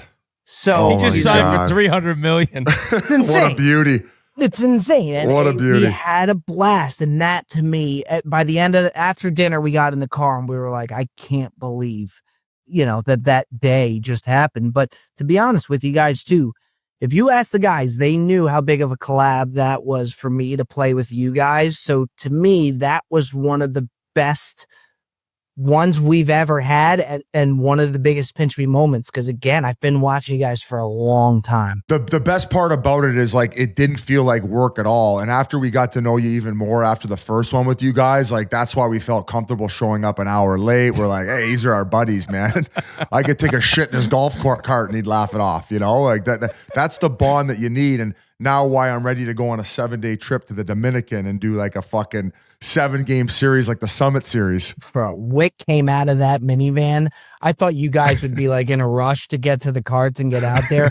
Guy had like a Bloody Mary in his hand and just stumbles out of. I was like, this guy's in no rush whatsoever to get to the tee. You guys are leaving to film with the Yankees. I'm like, oh boys, don't you worry. This golf course, there's nobody else playing it today. We know that. Well, at least we got you out of there early. Buddy. I guess last thing, can you give us like maybe your next real big guest coming up, or do you want to kind of keep that stuff a little secret? Yeah, we got Saquon is going to be coming on. So he agreed to come on, which is really, really big. He loves golf too. After the Super Bowl, I think he said, if I don't break 80 this year, I'm going to lose my mind or something like that. So he's got the bug. And that sucks to see because little does he know. I mean, I've been golfing for now. It's like 5 years. I'm not sniffing 80. You know what I mean? He's also an elite athlete. Correct. Some of these guys, yeah, and you got game. But then too, like you see Wit, it's like the things I would do, like you don't even have to give me that skill. But like if you could just get me low 80s consistently, I'd be in a great spot. I'm kind of built for Sandbagger. I mean, scrambles now. Like I used to hate them, but I'm like, oh, if I'm really bad one day, it doesn't really like matter now because these two guys can be so clutch. So yeah. Well, I don't know. We got the FOREPLAY guys calling us out, and they're trying to play 1v1, which for me, I thought we were gonna do. Well, we'll save that. We're gonna be talking about that after we get out of this interview a little bit, but I don't really have much. Jans, did you have any more questions? Because you've been the biggest fan of this guy since he started. You watch every single video. He's a seeker for you guys. Biggest seeker ever. Now, the only thing I wanted to bring up is, just getting to know you. I know you're a piece of shit, but I heard a story about what Jet did for you and when you were leaving Conley's. It goes to show, and you see it with you if you follow you on Instagram. You bring your parents into the fold. Like you could tell you're a truly good family man. But if you could tell us what that story was, that'd be great. Well, who's Jet? The cameraman that we were with for 2 days. Oh yeah, Jet. Was he the one that already played the chorus? Oh, that's gonna kill him when he sees. Was he the one that hate clapped with? He's gonna be like, was he the one who clapped with cold cuts? Yeah, he was the one who clapped. Fuck him. Yes, that's why you said who's Jet. What a great Yeah, I'm clip, gonna say by it the next way. time I see him too. No, yeah, I appreciate it though, because he deserves the credit. When I was leaving Connolly, and I called Connolly and I told him that I was gonna have to leave, and do it on my own. I was not gonna go back to the Four Seasons. Like I had gotten a taste of doing this full time. I wasn't gonna leave, but when I told Connolly I was gonna leave, I had no money. All I had was that Patreon. So Jet was my producer, like a longtime producer. He had been with me from the start of it. I remember telling Jet, I was doing another podcast at the time that ended up falling through. Like it was getting bad. I was at the lowest of my low. Connolly's threatened to take me to court and all this stuff for, no probable reason, anything like that. I ended up leaving, and I was so worried. I just lost Jersey Jerry because I knew he was going to Barstool, so that was it. And Jerry was my guy, and again, what I thought really was the key ingredient to the Burnley Dumb Show. And I remember telling Jet, like, hey, I don't have any money to pay you, but I promise you when this thing gets going, I will absolutely, make it worth your while and make it up to you. And I think a lot of guys at that time would, mail it in to a degree. And he would show up at my house at 9 a.m, be there all night, like just kicked it up another notch and just was doing everything he possibly can. So when it did pop off, like I will be loyal to that guy forever and just have so much appreciation because every day, I mean, I didn't have money to pay him for a long time and he stuck with me. So I always knew when things were bad that if this thing ever did work and I really felt like it was going to, that I would do everything I could to repay him. There must have been days when you were just like eating your lunch to Chet's like, what the fuck am I going to do, man? He's eating a surf and turf and Jet's eating nothing. All we had was that Patreon. So all the money coming in for those happy hours, that's all we had. That's the only income that I had. And there was no way I was going back to the Four Seasons. I'd say to him, I'm like, I'm going to die like before I go to the Four Seasons. He's like, I ain't doing it. But man, he's as loyal as they come. And I just owe so much to him. It's a good opportunity to thank all of them behind the scenes. Like even our guys, like we have such an amazing team. I know you were chirping us about filming Avatar, but there's a reason our production's better than yours, and it's all the guys behind the scenes, Hey, I will say they did an unbelievable job. But to you guys, man, for real, I appreciate the hell out of you guys, and I really do want to do that like Ryder Cup style where we do like 3 days or what. It was the most fun I've ever had filming, but appreciate what you guys do. And obviously, as I said, just been a big fan for a long time. Yeah, we'll get Dave and Riggs and the FOREPLAY boys. And is Frankie a scratch now or close? Frankie's like nasty now. Like He's I would good, say he's yeah. a 2 handicap. Last time I played with him, he dusted me. Every video I see, he's striping it. So I don't know how Trent's as bad as he is, considering he golfs all the time. Like he's like worse than I am, or maybe just as bad, and he's probably playing 5 times a week. So is he just like one of those guys who will never get better? Like what's he at now? You could ask this question to me, Biz. Yeah. That's Yeah, you're like I'm the talking to guy. That is me. That's me. How many times have you broken 80? Never broke 80. Come on. He's got a series breaking 80 with Grant. Yeah. No shit. I know. Okay. All I right. know. All right. It is surprising, Biz, to see his swing and see. I mean, you at some point you just got to figure that out. You will. It'll come. I hope so. It'll be the one round you don't film. Correct. I just joined the club here in Jupiter, so I think maybe that'll help a little bit. But I'm grinding, boys. I love Well, it. Bob, to you, to Fat, and to Joey Chestnuts, we love you guys. Can't wait till the next one, and can't thank you enough for coming on and sharing your story, man. It's awesome, and congrats to sticking with it and all the success that you've had since. You guys are the best, and I'll see you for that Ryder Cup. Thank you very much, Robbie. What a guy, what a channel they have. Very happy for him and all the boys, Fat and Joey, for all their success. Keith, we forgot to mention the end of the Sandbagger on our channel, that cameo. Like, how did you even think to do that? And explain what happened if anyone hasn't watched it yet. Yeah, because it was kind of at the end of the video. So people we can might roll not it. have seen Let G roll it quick. Let G roll it. Yeah, we got a big time cameo. Just going out to a couple of big time players. I'm looking right at you, Paula and Ryan. Wanted to congratulate you. Keith tells me that you just won a big time tournament. You beat Josephine, Nikki, and Roberta in an awesome 2-day tournament. And something like that deserves to be celebrated, deserves to be recognized, and it deserves to be acknowledged. And that's exactly what I'm going to do right here, right now, because I have never won any kind of tournament, any kind of golf competition in my entire life. So quite frankly, I couldn't even begin to tell you what that must feel like. All I can tell you is it must feel great to be somewhat decent to good in golf, because I'm still chasing that. Whether or not I ever find that high, I probably won't, but you know what? That's what keeps me going. So here's to you guys, just dialing it in early and often. I hope you guys, well, I don't hope, I know you guys had a lot of birdies. I hope you celebrated with a bunch of Bangarang Rupios, and I hope that you guys had a day, because that is what it's all about. Here's to you moving forward. Let's keep the momentum going. It's going to be an awesome year for you. Hopefully we got some more wins to celebrate in the near future, and hopefully the golf games stay dialed in. So from Keith and myself, wishing you nothing but the best. Thanks for being the best to do it, and hope you guys have yourselves a day. We'll see you on the other side. So I saw Joey, he was on, it was like Instagram Live or something that day, and he had a Spittin Chiclets hat on, and it was right after we had beat them. I think the day after we had beat them in the match, and we were chirping them the whole time, saying they were done with YouTube golf. They're going to be doing cameos for a living now. And I saw him on the cameo, and I was like, oh man, I got to get him. So I paid the extra money to get it expedited. There was like 30 extra bucks to get it like the next day. Yeah, you got him a new rangefinder. So I knew he couldn't like read it over carefully. I knew he had to get it out there quick, but I put in the thing, hey, my name's, I forget what I said my name was, but I made up all women names for the guys. Like Roberto is Bob, Paula for Paul, Ryan, but spelled Rayannne. So I was like, hey, my buddy Paul, my two friends, Paula and Ryan, just played these three other ladies, Josephine for Joey, Roberta for Bob, and Nikki Fatina? for because Fat Prez's name is Nick, so I said Nikki. And I was like, they beat him in a 2-day event. It was unbelievable. I'm so proud of them. We're just a couple old ladies playing golf. So write that message, and he sends it out. He's like, hey, Paulina and Ryan, I really just want to congratulate you guys on your huge win on the last 2 days. I know you really crushed the two other girls, like blah, blah, blah. All while wearing the Spittin Chiclets hat. Just absolutely. The fact that The he had women's it on. names is icing on the cake, man.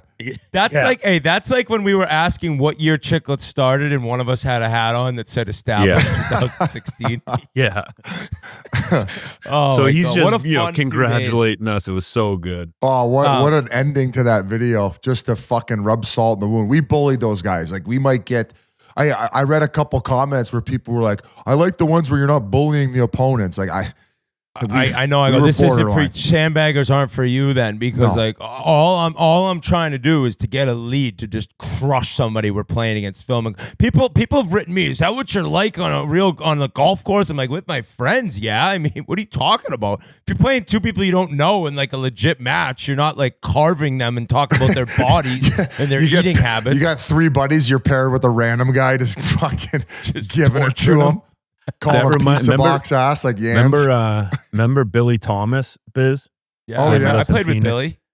Yeah, so he came to visit me one summer in Boston, and he was there for like 4 days. We ran hard that weekend. I'm driving him to the airport on Monday. He's like, man, I gotta say, I thought you said like Witt and Okie and Foles and your brother. I thought they were your friends. I'm like, what are you talking about? They're my best friends. He's like, not one person said one nice thing about anyone all weekend. You just shit on each other for 48 straight hours. I'm like, yeah, that's how you know you're friends with someone. I was at a St. Patrick's Day parade in Scituate. They do an awesome job. The town I grew up in, Long Parade, brought the kids.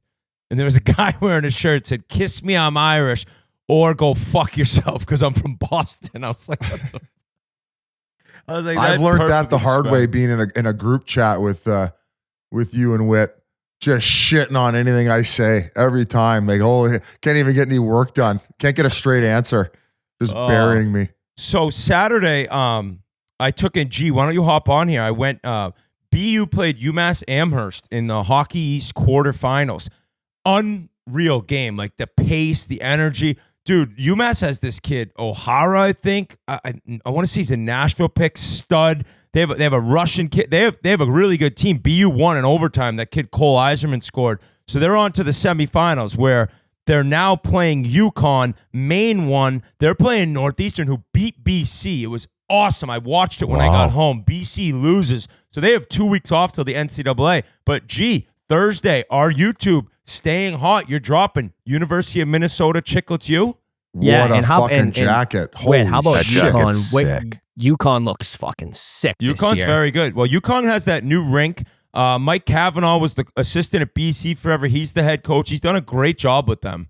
Yeah, it's an incredible program. We have to get up there for Chiclets U, but we do have one dropping on Thursday. Got to go to Minnesota Golden Gophers, obviously a legendary program in college hockey. 2 first-round picks did the video with us. Sam Rinzel, defenseman, Chicago Blackhawks. He's like 6'7". He just made me look tiny in the video. And then Jimmy Snuggerud, who I think a lot of people know, potential Robby Berger winner. He's with the St. Louis Blues organization. So the video is awesome. We had a nice long chat with Coach Motzko as well, which was awesome. So hopefully we can release that in full eventually. But insane fan section, incredible facilities. I actually ended up losing a bet to some of the guys, so the ending of the video is pretty funny. But Ski mob. Big Ten championship game. They do that on campus, Biz. So the Boston Garden will have the hockey semifinal Friday night and then the final Saturday. But Michigan State gets to play at their home arena to win the Big Ten. So Penn They State's got to been move on- that in Hockey East. They got to move that to home arenas. Like imagine going up to Alpha. No, dude. It's at the Garden Friday night 2 games and Saturday night it's packed. That's a no-brainer. I think that both teams view it as a home game in that sense, right? Or I guess anybody in that not if conference. a team like Maine's in it though. Like if a team like No, Maine's Maine will that's have a shitload of fans there. But I Yeah, just think that's not Alpha far. and on campus it's a smaller Dude, look at arena. the money. You're getting 18,500. I think 2,500 people sitting Alphond. Yeah, the money is But the obviously. game notes guys Friday, they had the head coach of Penn State on. They've been on a tear. I think they're automatically already into the NCAA not necessarily. tourney. No, not necessarily. But Really? So a lot of things can happen. So college hockey is I couldn't believe the pace of the UMass BU game. I was like, this is just a different sport than when I played college. But it's How on to about the G NHL. getting these bags from these college programs though? Holy every time he comes back, he's decked out in gear. They're probably paying your mortgage right now. He's like, If you were- guys are my favorite team. You always have been. Oh, Next week, yeah, he's just in Michigan. gargle. you guys gargle. always say this, and every time I come home from these videos, I'm like, fuck, like I didn't even ask for anything for free. Like I bought this all myself. Bro, if you weren't with Alana, you should be Jesus Shuttlesworth every trip. Just sending them in Yeah, one but after the you other. gotta have game. He got game. He had game. He's got no game. Yeah. He's got YouTube fucking Chiclets U game with Fishy. That's like Jordan and Pippen dynamic duo right now in college True. hockey. So the growth of the game is amazing. It's not just happening at the NHL level. So people love those videos. And I mean, hey, you got to start going to the at one point, once you run out, you're going to be going to the club hockey programs, right? Yeah. Yeah. And we thought of this cool idea this past weekend. Is like every time I go to the school, we mic ourselves up. I go sit in the coach's office for an hour. We record the whole conversation. So we might as well just start releasing those. We think we're going to call it Chiclets University Office Hours. And it's basically me sitting down with each coach. I have an hour interview. I have like 10 in the bank right now. So I think we're going to start releasing those this summer. That's when they should also present you with the gift. So they can just keep one-upping each other as far as the gifts. I think that's how you got to do it. UMass did that the first video. It's an invitation to Biz's birthday party the next year. You're an idiot. UMass did that the first video, though. They gave me these like custom Spittin Chiclets shoes, and me and Fish were like, all right, this is going to be sick. Like every team's dialing us in. And You got to wear the bull rat bathing suit next year to the pool party. Oh, Oh my God, gee, my you should pubes do are one hanging with. out. You should do one with Stonehill. I was out the other night at the Elbow Room, and I ran into the Stonehill hockey team. They were loving they love you guys, obviously. What's but the- Stonehill? What Dude, level? Biz, it's a school. It's in Easton, Massachusetts. Kind of like not the middle of nowhere, but 45, 50 minutes from Boston. And they're now a D1 program. I think they beat Merrimack twice. They beat Lowell this year. So they play out of, I think, Bridgewater Ice Arena. Yeah, they were saying we need a new Their rink. rink back. they need a rink. They need you know a rink. who went to Stonehill? Dana Beers. That's who went to Stonehill. Oh, shit, eh? Did he Yes, play sir. hoops there? Yeah. No. Okay. Dana Beer still, I mean, the man was created by Ryan Malone. I think he knows it. I love Dana Beer. So, Biz, we got to get into you and get into the NHL a little bit. You kind of set the hockey world, at least the Buffalo hockey world, on fire last week with the report that Rasmus Dahlin sat down with Kevin Adams to ask, like, what is going on? Like, what's our plan? Next thing you know, you got him addressing the media. You got Elliot Friedman talking about it. So I don't know if you want to kind of go through the ramifications or what happened after you broke that news. No comment at this time. Did Darlene come to your birthday? Darlene was invited.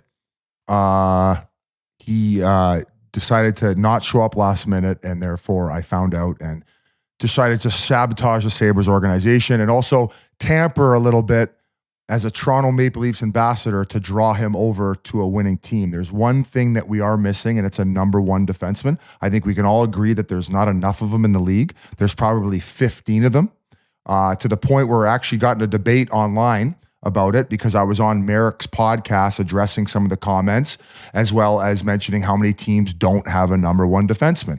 And I didn't mention, I said Slavin's not, Canes fans who who I haven't been exactly getting along with online in the last couple weeks because of the whole Rotterdam debacle. They quickly jumped down my neck. And I said, listen, I said, hand up. I said, for how he's played defensively and the minutes that he takes on, and it's really hard to take on an offensive role when you're so concerned with shutting down top lines night in, night out. I said, hand up, he's a number one D-man based on how much he brings defensively. Then Chris Pronger chimes in after I might as well have said, oh, Chris Tanev's kind of a similar guy. Number one. Prongs can talk.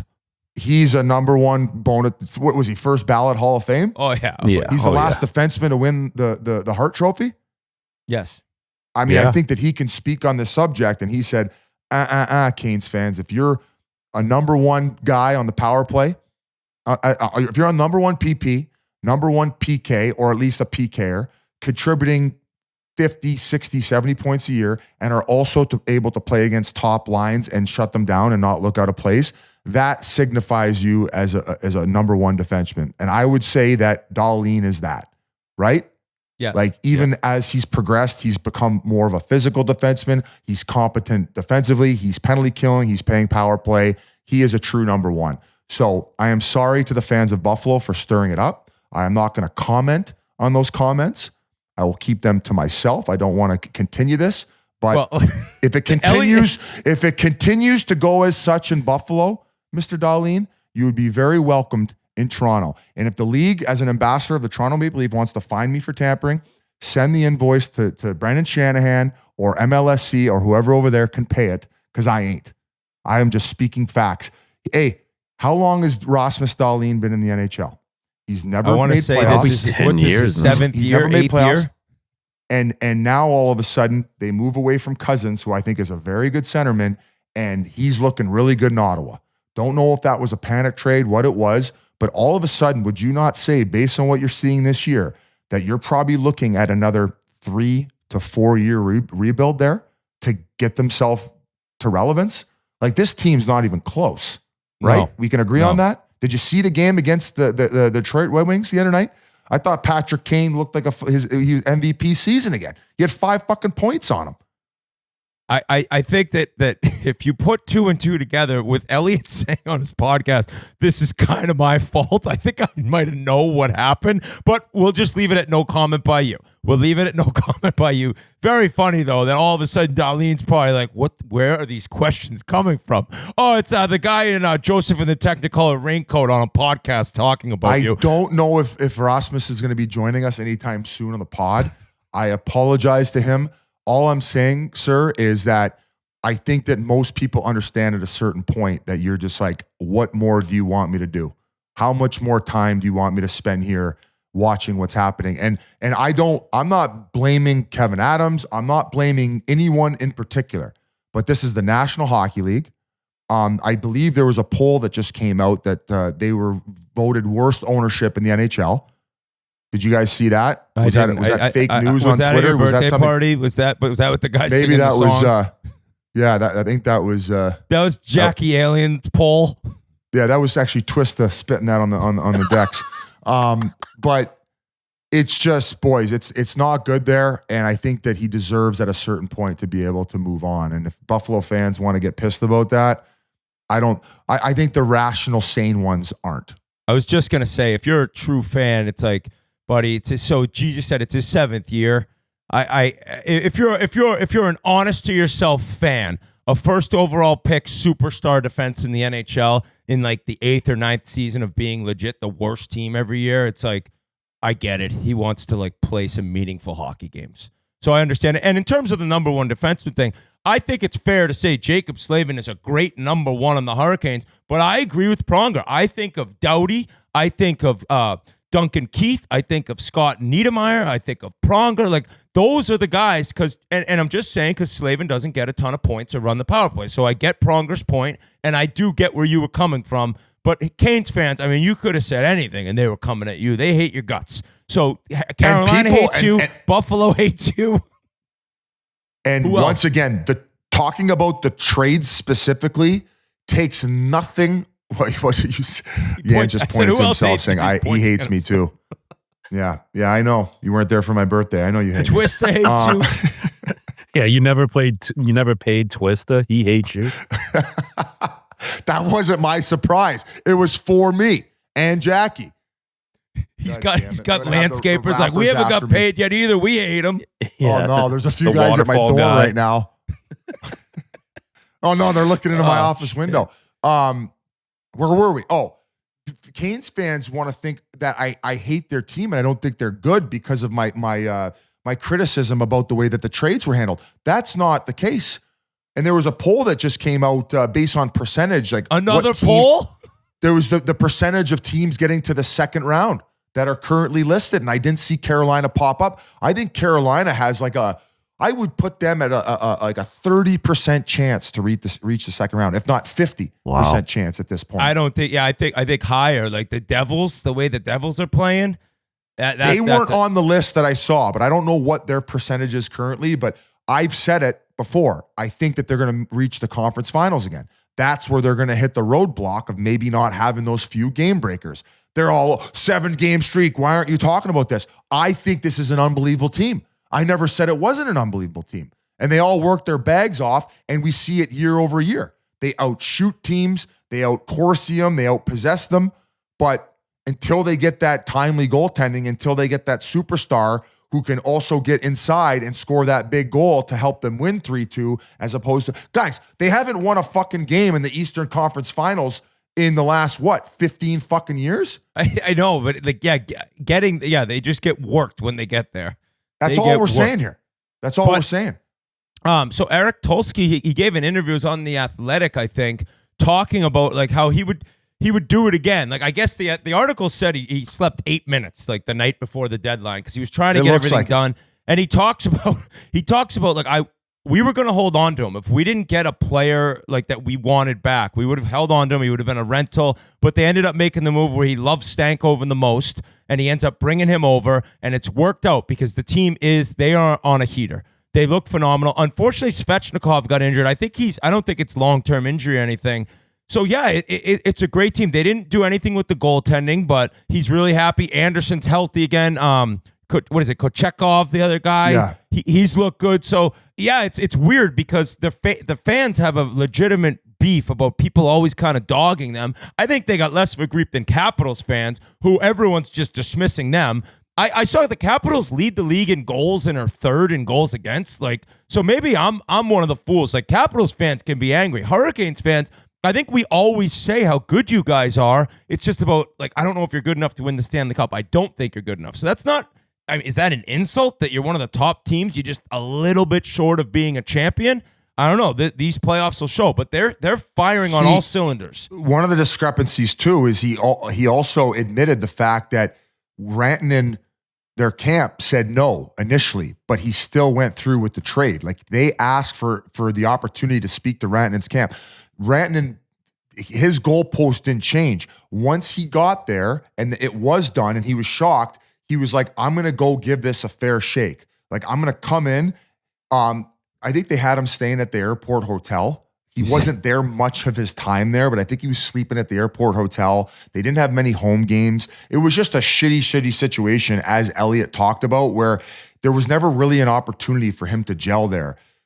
I think the trade and what he got back, given the situation, was awesome. I never discredited that either. Him getting out of that jam, fine. But I still think in a certain situation, he lost both trades and thought it was dumb to do it without knowing that he was going to do it. So if he's happy overall getting rid of Natchez and Drury for Stankoven and too late first, by all means. Still think that there could have been something done with the first rounders to maybe put this team over the edge, to maybe where they can compete in the Eastern wild card. So Florida looks really good. I know they got a lot of guys out of the lineup and still ended up fucking working my Leafs, but there's a lot of teams barking right now at the top of the East. So good luck to them. And Hurricanes fans, very strong prospect pool. They have this Nikishin who's playing on St. Petersburg. They think he's a number one. I think he's going to be like a legit stud defenseman. I don't even know if he could come over this year. Who knows with the Russia, how crazy that can be. But exciting times for Hurricanes fans, even though they lost Rantanen. It's winners of 7 in a row.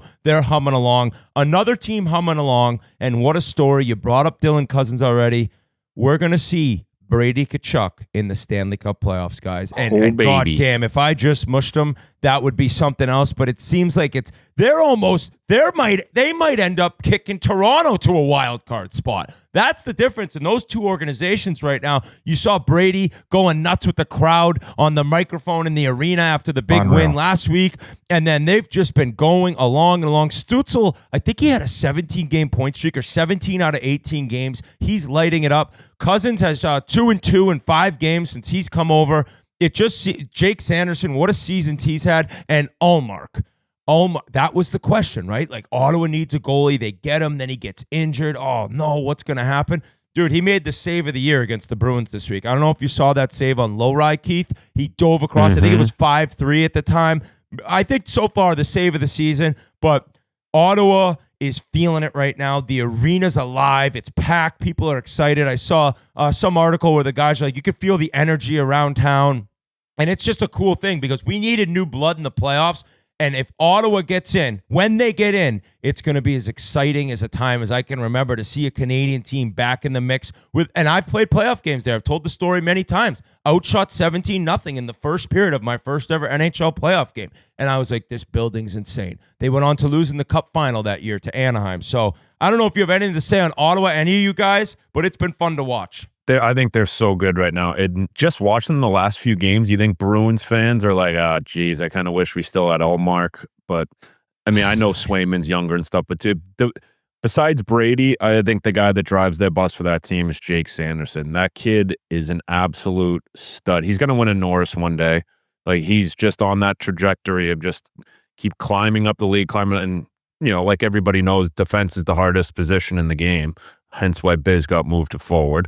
But they're just such a fun team. They look like they're, you know, you see Brady, you know, upset when his buddy got traded at the deadline, but you can just tell he flipped the switch that next day. Welcomes in Dylan Cousins. He's looked comfortable. I think he's living at one of the guys' houses. So you can just tell that they're a team that's, you know, their togetherness. They go out there and play hard every single night, led by Brady, and it would be unbelievable if they get in. And the way it's shaping up now, it looks like we could see a Tkachuk battle in the first round, which would be amazing. Biz, what would you rather see?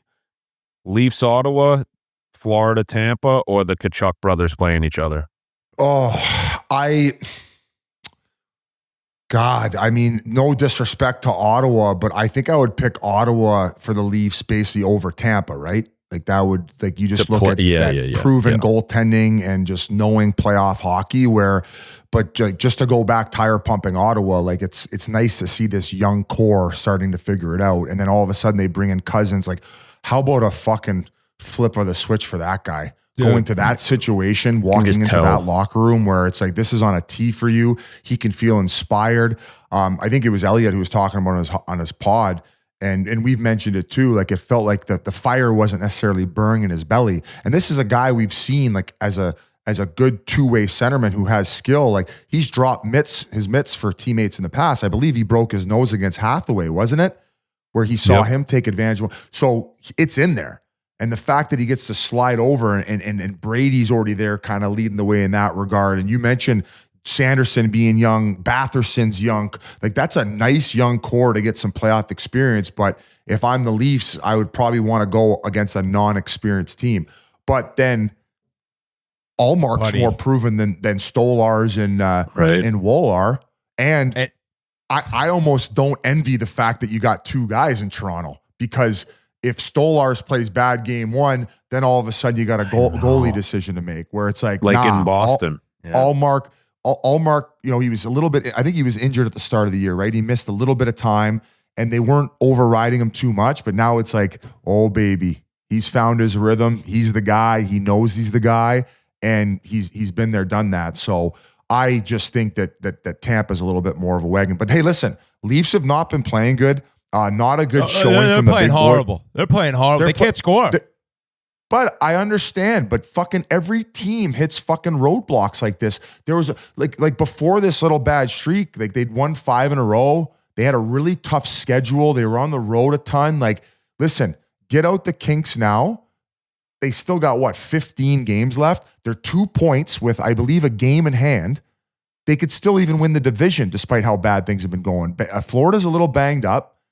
Tampa just went on an insane run too. I'm sure they're going to come back down to earth. Listen, there's no easy matchups anymore, boys. There's not going to be. There's not. No, and if you look quickly with Ottawa before we move on from them, Tkachuk with Stützle and Claude Giroux, Perron with Cousins and Drake Batherson, Ridley Gregg, who's a pain in the ass to play against, with Pinto, who's awesome defensively, and I think he has 16 goals now, with Amadio on the right wing, and then you got Gaudette in the middle, Fabian Zetterlund he's a cigarette machine. Zetterlund is a cigarette machine. He's fucking, you see him deadlifting 600 pounds? Yeah, and Cousins, he's on the IR, but he'll be back, so that fourth line, like, that is a dangerous team. Like, I think that they could. I mean, G's saying here, moneypuck.com. I don't even know what that is. That's who threw Biz's party. The Senators have a 41% chance, 41.7% chance of advancing to the second round. On that website, the Leafs have a 35.6% chance. So okay, so I thought it was the whole East, but it was just that Atlantic division. So that's why I didn't see Carolina. I didn't see it do that good. So my apologies, Canes fans. You're Another team, guys, in the East, and they're right there, is Montreal. And it is crazy to see, like, they had that run where they're like, holy shit, Montreal might get in. And then I don't know how many in a row they lost, or they lost a decent amount of games, say in like a 7-8 game stretch. Now they're right back. As of right now, I believe that they're 1 point out of the wild card. They play Ottawa Tuesday night, tonight. And that's going to be an incredible game. The Bell Center is ripping. We saw how crazy that atmosphere can get during the Four Nations. And I think that if you look at that team, I got in an argument with Pasha. Pasha's trying to tell me, like, I brought up Suzuki versus Hischier. He's like, it's not even close. I'm like, I don't know, dude. This Nick literally Suzuki dead even. This guy. Hischier's had better teams. His numbers are slightly better, but they're on pace to be right, like, in the same 50. I think he's got 50 games left, Suzuki, or less than Hischier. Very close to on track for goals and assists. They have two guys that have, since they got snubbed from their teams in Team Canada and Cole Caulfield from Team USA, like, they're on fire. Caulfield, I think, has 33 goals. Suzuki's over a point per game. The winger on that side, Slavkovsky, who has caught heat, and we've talked about, like, probably not a home run first overall pick. He's still a very solid player, right? And then you're just seeing, like, I don't know, some magic go on there. And I don't know if they're going to be able to get in, but the coolest part for their fans is what's coming. Like, they have, like, unreal prospects. We've talked about Demidov and, like, the Kaprizov Part 2 coming over. Oh, I mean, he could be that good based on what he's doing over there. They have this kid at Michigan, Michael Haig, who's had a phenomenal freshman season. They have Reinbacher's out all year, right? He was a very high pick defenseman. They have Logan Mailloux, who's lighting it up in Laval. I think their Laval team's the number one team in the AHL. Caden Gooley is out injured right now. So it's not just like, oh, this random run with the Canadians. Like, the Canadians are setting up Kent Hughes and Jeff Gorton. I think they've done some masterful work and possibly creating like a contender way quicker than we thought. So bunch of cap space this summer. Montreal's, they're firing. They're humming, and it's cool to see. Can all 7 Canadian teams get in? When was the last time all 7 Canadian teams were in the playoffs, G? Look that up. There's been a lot. Like, I think there was 5 last year. 5 of the 7. Ottawa hasn't made it for a while. I don't think Calgary made it last year. So maybe 4. I don't know what year that all of them made the playoffs. That's a great question. Good question. I would have one ever.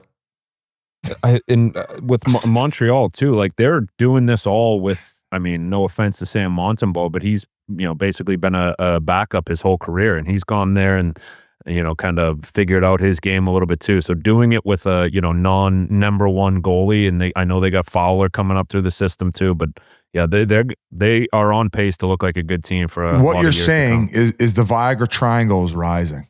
Yeah. It's getting blood flow. Detroit needs to get going. Finally getting hard. Detroit needs to get going here. I don't think Detroit's going to make and Columbus fans, I apologize for not bringing you up 2 weeks ago in my, like, wild card discussion. I apologized last week, and I told you this would happen. They've lost 3 in a row. Columbus now is falling apart. We can't have that happen. So Guys, the last time all 7 Canadian NHL teams made the playoffs was in 1985-1986. During that season, the Calgary Flames, Edmonton Oilers, Montreal Canadiens, Quebec Nordiques, Toronto Maple Leafs, and Vancouver Canucks and Winnipeg Jets all qualified for the postseason. What a collab there by Whit asking and G finding that. Wow. Wow. So Since Quebec's left and the Thrashers moved to Winnipeg, it hasn't happened? No. I guess, yeah, because Edmonton was so bad for I guess It has not happened since then. Unbelievable. Wow. So maybe you look like a genius right now, Whit. I don't know about that. Take a lap. Even New York, like we're talking about. I was listening to 32 Thoughts, like if the tiebreaker, like a lot of these teams, man, they go to overtime and they squeak out the wins. As far as regulation wins, New York's at 30. All those other teams below them in the wild card that are a point behind, Montreal, Columbus, Detroit, they're at like 24 and 23 regulation wins. So they got 7 on them.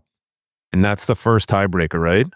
Yeah, that's regulation. That's the first tiebreaker. So right now, like even the Rangers, for as ugly as it was at the start, Drury didn't do anything in the off seasons. People were calling for his name. You still have bots on Twitter. Fucking every comment I make, they'll comment underneath, want his head on a platter. But some great in-season moves to make them relevant and hopefully sneak in. Like we talked about these matchups, like buddy, Shesterkin's in net, like them in Washington. That's a coin flip. Like that's a team that's got some dogs on it, man. That's not going to be an easy one. So right now it looks like Florida would play Ottawa. You get the Tkachuk Bowl. So that really right now with these matchups, we can't miss. Because if Toronto wins that top spot, you got the Florida series where we've seen in the past, like what didn't Bennett sucker or cheap shot somebody? There was a suspension. What happened in that 6-game series? Yeah, it was his first year when we traded for him. He hit someone from behind and got suspended from. We should have won that series. That was you remember that series? It was insane. Was that in 6? Did it end in 6? I can't remember. Because if you lost, I hope so. Because if you lost in 5 and saying you should have won the series, no. It was either 6 or 7. I think it was 7. And maybe it was 6, but whatever. But Benny took a 2-game suspension, and we needed him out there, and I think that's what did it for us. Last year too, wasn't it? New York, Washington first round, and New York embarrassed them and swept them. They swept them. I'd love to see a rematch of that. There would be no misses as far as first round matches in the East. So I don't know if there's anything else you guys want to talk about. I know I didn't really do a good job of tire pumping Carolina as far as their individual players, but they're on a heater. So congratulations to them. There's a lot of teams maybe you wouldn't have suspected going in with good momentum. That's definitely one of them. And Carolina's got an easy schedule coming up too. So they could keep this heater going. If we are going to shift to the West right now, Whit, Merle sent a very interesting text to our group chat about St. Louis has kind of been a team that not a lot of teams have talked about, but their strength of schedule the next 6. Do you want to read it off? They have 8 home games and 6 on the road. Only 4 of the 14 remaining are against teams currently in a playoff spot. The final game of the year is at home versus Utah. Like that could end up, that would be electric. I don't remember the last time since Rangers Philly where the winner got into the playoffs and then Philly went on to go to the Cup final. In a shootout, right? It went down to a shootout. Yeah. And the Blues are, they're the top team in the league since the Four Nations. They're 8-2-2. That's via Jeff Patterson on Twitter. So when Monty went over there, they caught fire a little bit. And then things slowed down and they had their struggle. Biz talks about it. Teams kind of go back and forth. And now they're going again. And this is without Parayko. I think he's still out. Check that for me, G. But it looks like they're just like a team. Put it this way. I said to Murr, I think that's the last team Winnipeg would want to play, right? If you're talking Utah, Calgary, St. Louis, and is there a 4th team in the mix there? Like, I think they'd be like, I don't want to deal with Vancouver. I don't want to deal with sociopath Bennington and the Blues. And it's cool to see because they were written off, right? Like I think I was a guy that's like, I don't know. Going into the season, I didn't think they had much and make a couple moves, and then they hold on to Shen at the deadline. And Doug Armstrong obviously believed like maybe we can end up getting in. And right now with their schedule the way it looks, like they are in the driver's seat. A lot of similarities from when they won it, like bringing in the new coach, the team gets hot. That would be an unbelievable story. And you knew Monty was going to go in and help the team out. I didn't see it as much as what I'm seeing right now, but that just goes to show you how good of a coach he is. And it should have showed you because he was picked up, I think, 2 days after he got fired from the Bruins, and the team was just willing to move on. Yeah. Oh, yeah, that's true. It was already signed in the summer.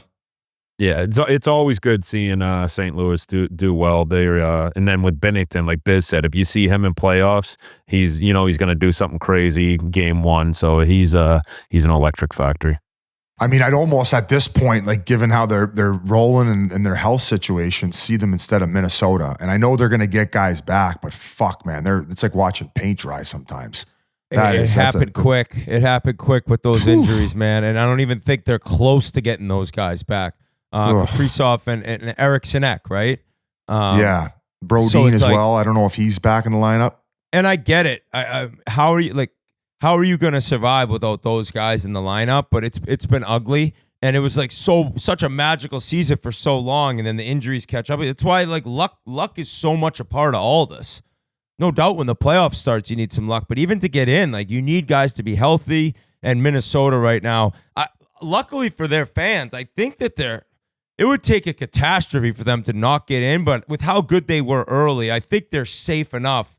But who knows where they end up? They're not overtaken, like they're not getting back in the central top three. The way Colorado has looked, that's done. They beat Dallas last night, OT. Nate got his gold stick. Did you guys see that? Landeskog walked it out. I don't know, but I saw Landeskog skating in practice today. Looked. He was flying. Now I think he would be the first to tell you, like, a game and the physicality is so much different, but I was reading all the comments underneath, and granted, it's Twitter comments. You know, Avs fans are saying he hasn't looked like this in any video that they've seen when he skated. I don't think I've seen him with full gear on. It always seemed like he was kind of holding back a little bit. I mean, the video I saw, he's flying around, he's pivoting, tight turns. So can you imagine? Can you imagine if that guy shows up for game one of the first round against Dallas? I had an Avalanche fan friend of mine text me. It was 3-1 Colorado in the third period. He said, because I had mentioned before after the deadline, I'm like, I can't believe you got to play Dallas round one. Like, you're in one. And then he said in the third period, he's like, they look like a high school team against us. And sure as shit, 10 minutes later, it's tied. But then what happens? Cale friggin' Makar. That goal in overtime. Man. He puts it on the ice in between the posts. That was a great game. Like, I'm like, holy shit, if this is a first round, it is so unfair to one of those fan bases and those players. Somebody's just give me seven. Give me seven. I think it's a guarantee. What was the series last year or the year before we were like, just give me 7? Oh, no, it's Toronto-Boston. We just knew it was going 7 last year. Just give me 7. And you almost know, I think that's the same thing. That series is going 7 games. Dallas, how many points ahead of them? Like, are they guaranteed to start on home ice? Dallas, oh no, God, they're only 2 points up, but they do have 2 games in hand as of right now. But that game, I was like, Jesus, this is 2 heavyweights, and one of them's going home first round. It's nuts. Either way, if it's Vancouver or Utah, just great stories. I mean, the fact that Vancouver, with all the drama and all the bullshit that's surrounded the team, for them to squeak in. I mean, they had Dakota Joshua out with testicular cancer. Yeah. To start the year. Like, they've had a lot of like shit sandwiches.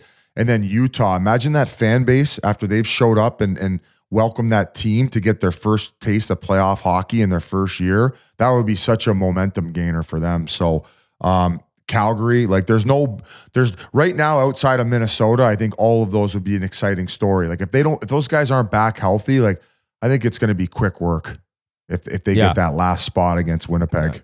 You mentioned Vancouver. A man who's a part of that organization, has been a part of the NHL forever. We got to sit down with him because of Keith Yandel, Dale Tallon. I think you guys are going to love this one. The story, the way he tells stories, a hilarious person and been so successful in the game forever. So we're going to throw it over to him right now, Dale Tallon. Guys, it's Whit, and we need to talk about the best time of the year for college basketball. It's March. It's time for the NCAA tournament, and even if you're not a full year-round college basketball fan, everyone loves college hoops in March. The best part of college basketball is here, and we know you're as excited as we are to watch some big upsets throughout the tournament. While we're streaming in the cave at Barstool Chicago, you can get out to see the action in person with Game Time, the official ticketing partner of Barstool Sports. Game Time makes getting tickets faster and easier. Prices on the app actually go down the closer it gets to showtime. Plus, the Game Time Picks features make it even easier to find the great deals on the seats you want. You can even find last-minute tickets for the tournament for up to 60% off quickly and easily. Just pull up your chosen event and turn on GT Picks setting at the top of the screen, or browse the best local Game Time Pick deals near you on your Game Time app homepage. As of right now, you can get tickets to Yale versus Texas A&M and UC San Diego versus Michigan in Denver. Short money, easy to get. GT Picks, Game Time, that's what it's all about. They've got you curated deals for all tiers of tickets, and you know you're getting the top option when you see the super deal icon. What are you waiting for? I'm going to buy those UC Michigan games. Ticket now with Game Time Picks. Take the guesswork out of buying tickets with Game Time. Download the Game Time app, create an account, and use code Chiclets for $20 off your first purchase. Terms apply. Again, create an account and redeem code Chiclets for $20 off. Download the Game Time app today. What time is it? Game time. Guys, it's Whit, and I need to talk to you about Rose Sparks. Let's talk about Rose Sparks. It's a 2-in-1 prescription treatment for stronger, harder erections. Yes, you heard me right. If you want a big old, strong, hard erection, you need Rose Sparks. Rose Sparks dissolve under your tongue, meaning they hit your bloodstream faster than pills. You want to be hard quick? You want to be rocked up quick? Yeah, Rose Sparks will do it for you. You can get ready for action quicker and easier with Rose Sparks. Once the medication dissolves, they work in about 15 minutes on average, giving you the boost you need for thicker, longer erections. And the woman in your life or the men in your life, doesn't matter, they will love you for it. And helping you last longer for more fun for both of you. I could probably use Rose Sparks. Let's get some Rose Sparks sent to the Wit Dog. Plus, Rose Sparks stay active in your system for up to 36 hours. So for you guys out there who like to go round two, some people say, don't worry, it'll only get better from here after the first round. You got 36 hours with Rose Sparks for a longer, harder erection. I really, really emphasize the longer and the harder erections. That means you can be ready to go round after round or even in the morning. And no need for an awkward in-person doctor visit where you say to your doctor, yeah, my horn doesn't work, but whoa. All you need to do is go to ro.co, and it connects you with a medical provider 100% online. And if prescribed, your treatment ships right to your door. If prescribed, new sexual health patients get $50 off Sparks on a recurring plan. Connect with a provider at ro.co. That's ro.co/chiclets to find out if prescription Rose Sparks are right for you. That's ro.co/chiclets for $15 off your first order for longer, thicker, harder erections. Oh my God. It's a pleasure now to be back at Keith Yandel's house, joined by a very special guest. This guy's been involved one way or the other in the National Hockey League for 55 years. My God. Former 50.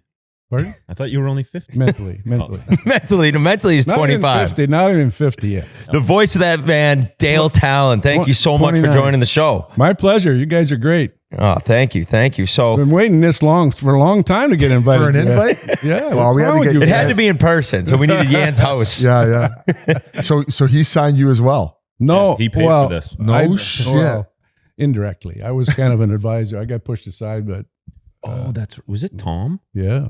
You got signed by T. Rowe? Yeah. Starting the We got so right much to away. get to. Yeah, But as I an send him a check. As an offensive defenseman yourself, when you played, were you vouching for Keith? Yeah. Well, I wanted him when they first came, even, when I first got the job, but took a while to convince, The powers that be Yeah. to sign him over to that big check. Yeah. So it's crazy. You're still living down here. You just were telling us you're an advisor with the Canucks, but Yeah. I think we kind of want to start with your playing career. I think a lot of people know you as a GM of all these good teams, but you were a hell of a player as well. Like growing up, were you into the game right from the get-go? Like what was your path in hockey as a young kid? Well, I grew up in Noranda, Rouen, Noranda. It's now Twin Cities.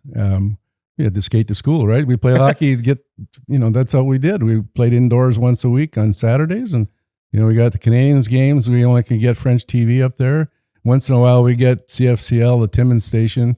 If you stuck your head out the window holding the rabbit ears, you'd get a Leaf game once in a while. But were you a Habs fan? Well, I was a Blackhawk fan because I love the fact that they walked up the stairs. And you had the great unis. Turns out I got traded and went there because Dennis Hull and Jimmy Pappin vouched for me when I played with Team Canada. But, I thought hockey was a way to get an education, get a scholarship. I had offers in Michigan and golf hockey at different colleges. And I figured, well, to get the heck out of there, we didn't have anything. My dad was a bricklayer living up north and started his company up there. And my dad was a hockey player. He played for Eddie Shore, actually, for a little bit. He told Eddie Shore to go, you know what? After he wanted him to tap dance on his desk, he said, "That's enough. I'm out of here." He made him skate backwards in the the basketball floor on the ice, and they had the oval in the back. And he made him skate backwards for 4 hours, holding the stick like this, like it was a tray, and he'd make him sit and stuff like that. Then they had to sell peanuts and popcorn and all that, the Black Aces, whatever. So he told him to screw himself, and then that was the end of his career. And then he went to Val d'Or to play in the intermediate league up there with Mark Crawford's dad. I'm working with Lou Crawford in Vancouver as a scout. His father, Lyle, played with my dad in this team in Val d'Or. And then he went to Noranda, the mine. He was player coach for a team there. And then that's how he started working up. Is that a mostly French area? Or? Yeah, mostly French. When I grew up there, it was a mining town. So we had a lot of different, but Rouen was mostly French. Noranda was more cosmopolitan, mine workers, Irish, Ukrainian, Italian. Really? Yeah, it was. We were like 20 miles from the border. Kirkland Lake was our biggest rival. Okay. We used to go play Kirkland Lake a lot. Would you say growing up there and maybe playing there had more of your like offensive, like it kind of directed you more to play that way? Because I feel yeah, because we played road hockey. We never played indoors. We had one rink, or actually we had two rinks, one in Rouen, one in Noranda, but we weren't allowed to play in there. Saturday mornings for 45 minutes. That was it. So we learned to play on the street, and we had school rinks. We had a rink in our backyard.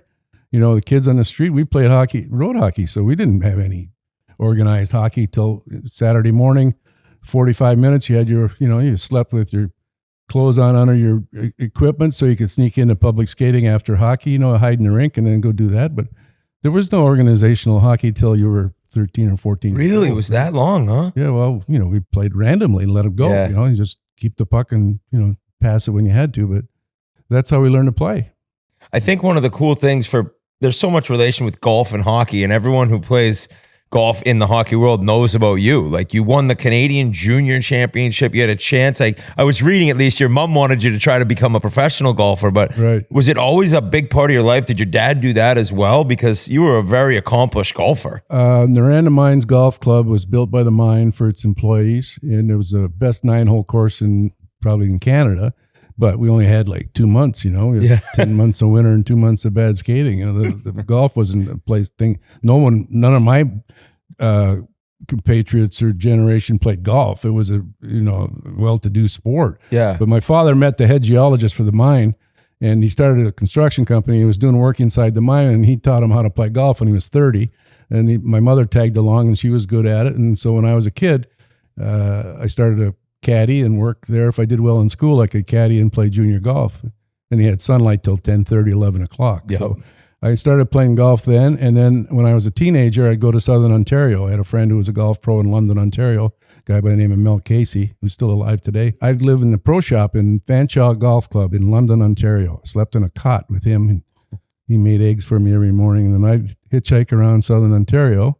I had no money. We had no money, but I'd sell the golf prize if I won. I'd won, a set of woods. I'd sell them to get the money to get the heck home, or hitchhike across Highway 2, and this was I left home when I was 62, 63. I was 12, 13 years old, and learned to play golf. And did you get lessons? Did you teach yourself pretty much? Well, I was fortunate. I met Al Balding, who was a great Canadian player, George Knutson, all these guys.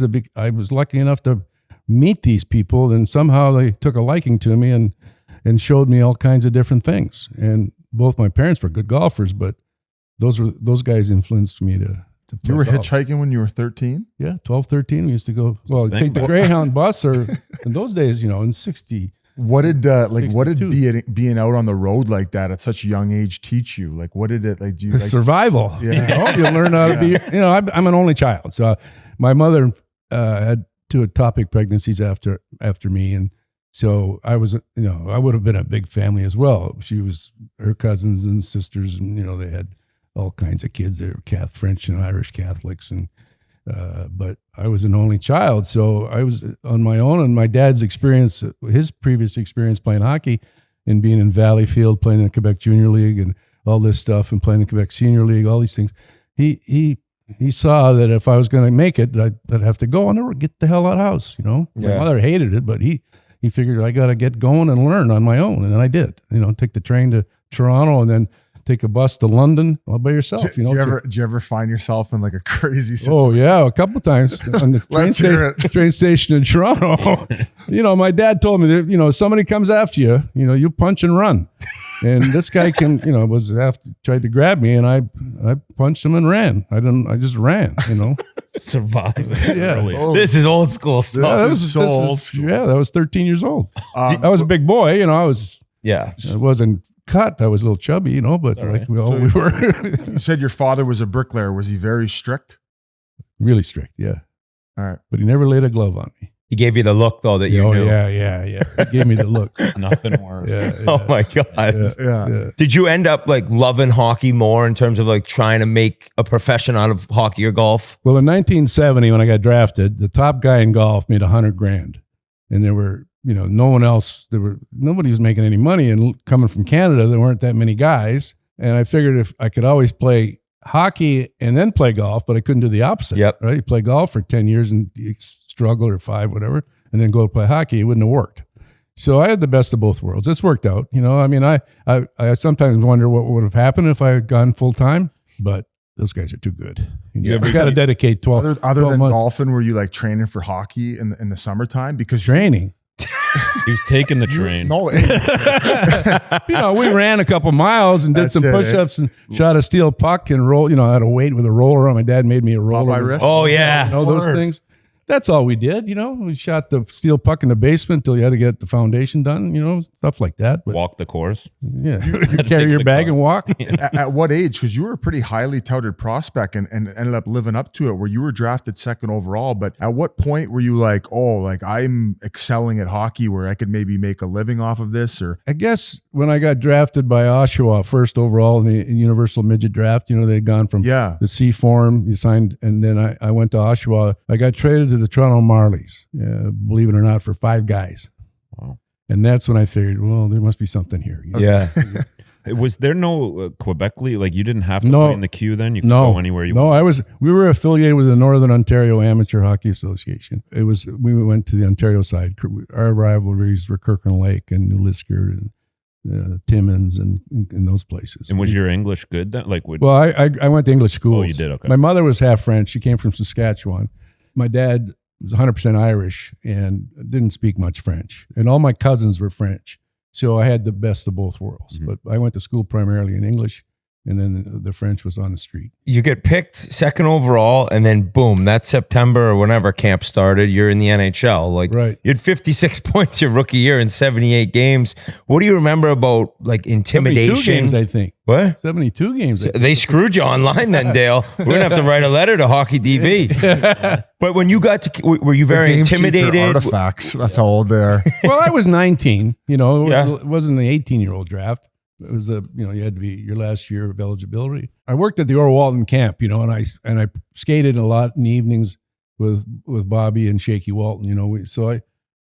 They helped me. They showed me tricks and showed me stuff, and living at Maple Leaf Gardens every day, watching the Leafs practice and then go skate after them. And Jimmy Pappin, who just passed away recently, God rest his soul, he took me under his wing when I was playing. He was playing for the Leafs, and I was making $10 a week living in Toronto with the Goldups. You remember Glenn Goldup and Hank Goldup, who played in the NHL, met my dad in the Quebec Senior League. He had broken his ankle playing with the Rangers. and he was sent down for conditioning. And my dad was the 19-year-old defenseman playing there. And they became friends. When I got traded to the Marlies, I went and lived with the Goldup family. Wow. They had 8 kids. I'm an only child living with a family of 8. Oh my God. So Glenn Goldup was my roommate. We lived in the same room together.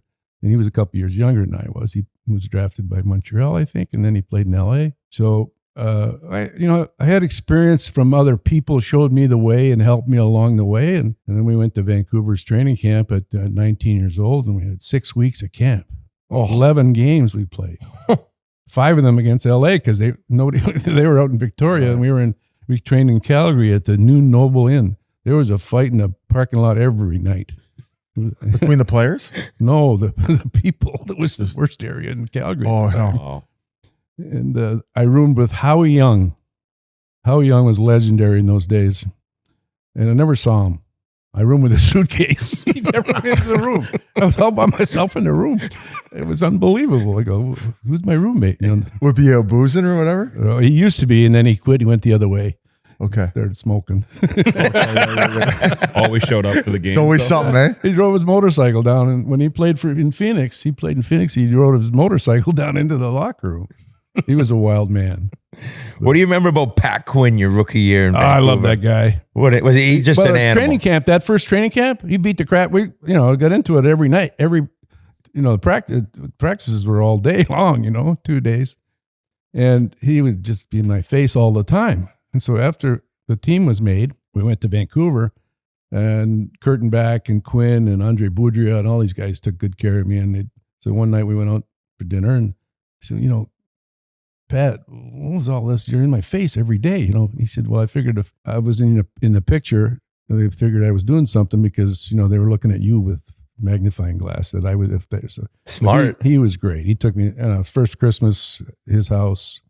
He had a cousin named Big and Bad John Quinn, who was a wrestler. And, I loved that guy. He took such good care of me.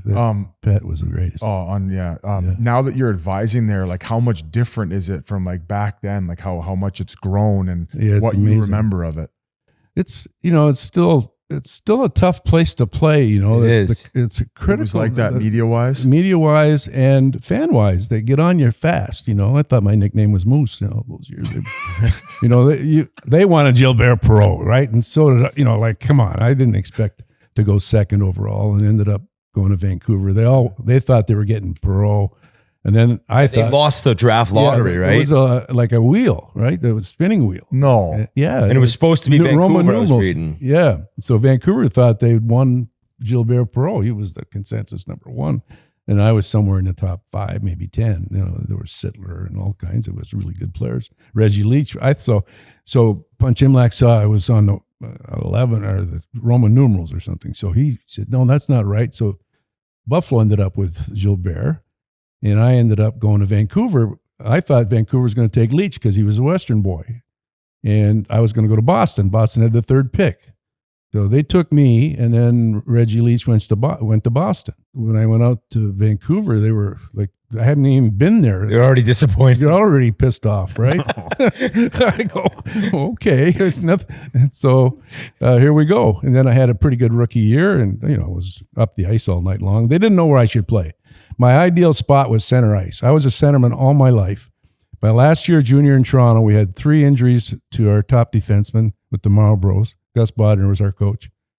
And he said, can you play defense? I said, sure, I'll play defense. More ice time, right? Mm-hmm. And I got as many points playing D as I did playing center. So when I went to Vancouver, one scout said I should play center. Another scout said I should play left wing. Another one said I should play defense. So they didn't know where I would play. So we played an exhibition game against Chicago, and I got a goal and a couple of assists playing D.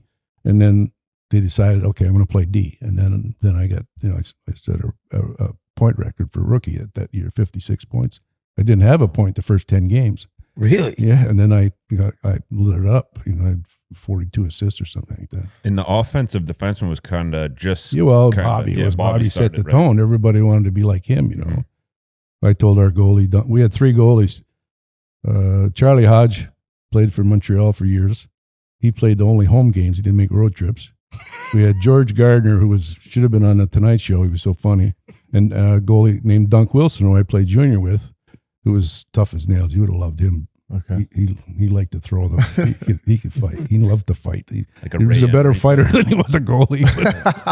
Dunk and I were good friends, and he got me beat up by Schulte because of him. So there's 3 years in Van. I guess the team wasn't very good. And then were you traded to Chicago? Like, well, the WHA came into existence, and they couldn't. The Canucks expansion teams, they had a rule. Expansion teams couldn't trade their first pick for 3 years because of what happened in Montreal. Sam Pollock at the end would trade veteran guys to LA and Oakland to get their first pick. And that's how they ended up getting Lafleur and Schutt. So they put a rule in because he was smarter than everyone else. And he couldn't trade, an expansion team couldn't trade their first pick for 3 years. So I was stuck there, and things were terrible. They were playing me at center. One coach that was there that I won't mention his name, I don't like him, but he had me playing left wing, right wing, center. He didn't tell, the games, I'd be sitting on the bench. Been out there yet? And I go, no, I haven't. And he said, well, go play center or something like that, And so I was fed up. And I said, so I'm going to WHA. So after the last game in LA, team went home. I stayed behind to negotiate with the Los Angeles Sharks. They were going to be called at the time. They were going to play in the sports arena. And the guy that was in Rocky, the announcer, one of the sports guys, Stu Nahan, he was at the dinner. And so I shook hands on a deal. I agreed on a deal. more money? A lot more money. Wow. Right? And I said, actually, I'll tell you the number. It was 300 to sign, 300 to play in 1972, right? Holy fuck. That was a ton of money, Yeah. right? So Eagleson was my agent at the time. So I said to the guy, call Eagleson and get the deal done. The coach was Terry Slater, I think was his name. I called Eagleson. I said, I just agreed with the Los Angeles Sharks. I'm going to go to LA. I'm going to get a place in Manhattan Beach. I'm 22 years old. Oh, I care. I'm going to live it up. I'm going to have some golf, fun, right? Yeah. And they called him and they said, yeah, we agreed. 150 to sign, 150 to play. So he called me. He says, is that what you agreed to? I said, no. So 300 to sign, 300 to play. I said, tell them to screw off. That's not who. I'm not going to deal with those guys if that's the way they are. So then I got traded. I said, well, I'm not going back to Vancouver. So I got traded to Chicago for Gary Smith and Jerry Korab. It's $600,000, 300 and 373 is $4.2 million now. Oh yeah, Yeah, that's yeah. So that would have been a huge deal. like when they redid the CBA, the max you could get for a signing bonus was $250. Right. Right. So like that was That's like, what I got. 30, 40 years Yeah. later, whatever Right. it was. So that's crazy. And Yeah, because in 1970 you could buy a new Cadillac for $5,000. I bought a Porsche for 911 S Targa for $9,000 from Mike Murphy's dad. You're something else, man. I tell you, this is unbelievable. Did you love got you Chicago right when you got there? Like the Did I love history? it? Yeah. Of course I did. I absolutely. I went when Jimmy Pappen got traded to the Blackhawks. My rookie year, they were in the finals. I flew into Chicago and stayed at Ray Floyd's apartment. Ray Floyd lived on Cedar Street, Cedar and Rush. And I went to see Jimmy. I saw the first two games, and he scored the winning goal in both overtime games. And so I was hanging on to his coattails, man. I was 20 years old on Rush Street in Chicago in those days. Ooh. Oh my God. Wasn't Derek Sanderson like the highest paid athlete when he signed in the WHA? Yeah. Like for what was $1 it? million $1 bucks, I $1 million think. bucks or $1.5 million, something like that. Wow. Something crazy. So they were giving it out. I think you had your best statistical year when you were in Chicago. So you enjoyed your time there. Things were running things were smoothly. good. And then I got hurt. And really? I broke my wrist. I broke that little bone, the carpal navicular. It's called the snuff box.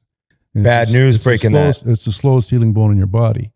And Boxer injury. I broke it on a Saturday night in Philadelphia. I got cross-checked from behind by Ed Van Imp, and I went crashing into the boards, and I broke this little bone. Go back to Chicago Sunday morning, go to the doctor, because we didn't charter then, to commercial. Went to the hospital. The guy says, hold this broom while I put this fiber. They just come out with those new fiberglass casts. So I put the fiberglass cast on. He said, hold the broom like a hockey stick. So you're good to go. You're supposed to isolate that bone for 6 weeks. No, right? So I started playing 3 weeks later and changed the cast, and it never healed. And then I had a surgery to repair it the following summer, and it didn't. They took a bone from my hip to put it in. It did catch. So I played that whole year with one hand, and that was the beginning. It's wild to think of guys that played when you did, and Bobby, and like the technology now with injuries. Like you must have known so many different players who nowadays, if you had these injuries, Yeah, right. That's crazy. Well, you know, Bobby, I see Bobby quite a bit. He's had 4 surgeries in the last 4 years. You know, he's finally pain-free. In the last 4 years, this is the best he's felt. You know, they just butchered his leg, you know. It was sad to see. You know, he came to Chicago, and I felt so bad for him. His leg was a mess, you know, and he tried to play on one leg, and it was so sad to see, because he was the best player I've ever seen play by a mile. One of the best guys too. He is the best guy. Like, oh my God. You know, my daughter had an issue. He's unbelievable. Yeah. So generous with his time. Is it kind of like watching what McDavid does out there, where it's just same kind of deal. Just that sheer dominance, night in, night out. He just was. I tell you, we had lunch. We had a 5-on-3 power play in Vancouver against Boston. Okay, he was getting dizzy. He went around his own net. He had the puck for 45 seconds. We couldn't touch it. Like if we were 2 men up. He went around, then finally he just shot the puck in and went off. He had enough. He was, you know, he didn't want to embarrass you, know. I think he had a goal and 4 assists in a game in Vancouver when it was 30 minutes to go. He just benched himself. Didn't want to, you know. Halfway through the game. Yeah, I think he could have got at least 100 more points. He really wanted to. Yeah. I mean, he was brilliant. Did you ever get a chance to spend a lot of time with him, like while you guys were playing? Like you said, I think he came to Chicago, right, and you know, as much, you know, in his hockey school, we were I was up the Orwalton camp in Aurelia. We were always there, you know. He played a lot of tennis. They'd laugh at me. I had my golf bag, and I'd be walking down to Rama Road to get the bus to go to Toronto to play the junior golf tournament. He and Shaky Walton would be playing tennis, and they'd be laughing at me, you know, going.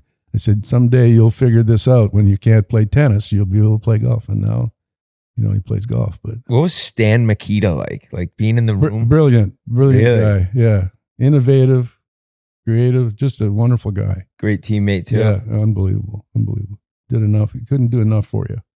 He was brilliant. He'd carve he'd cut you here, he'd cut you here. Like, he was a master.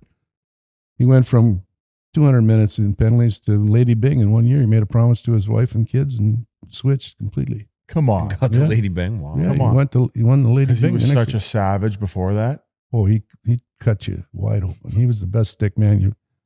He had that hook stick, you know, and he was brilliant. No. One of the best athletes, one of the best players I've ever seen. 22 years for the Blackhawks. Same weight.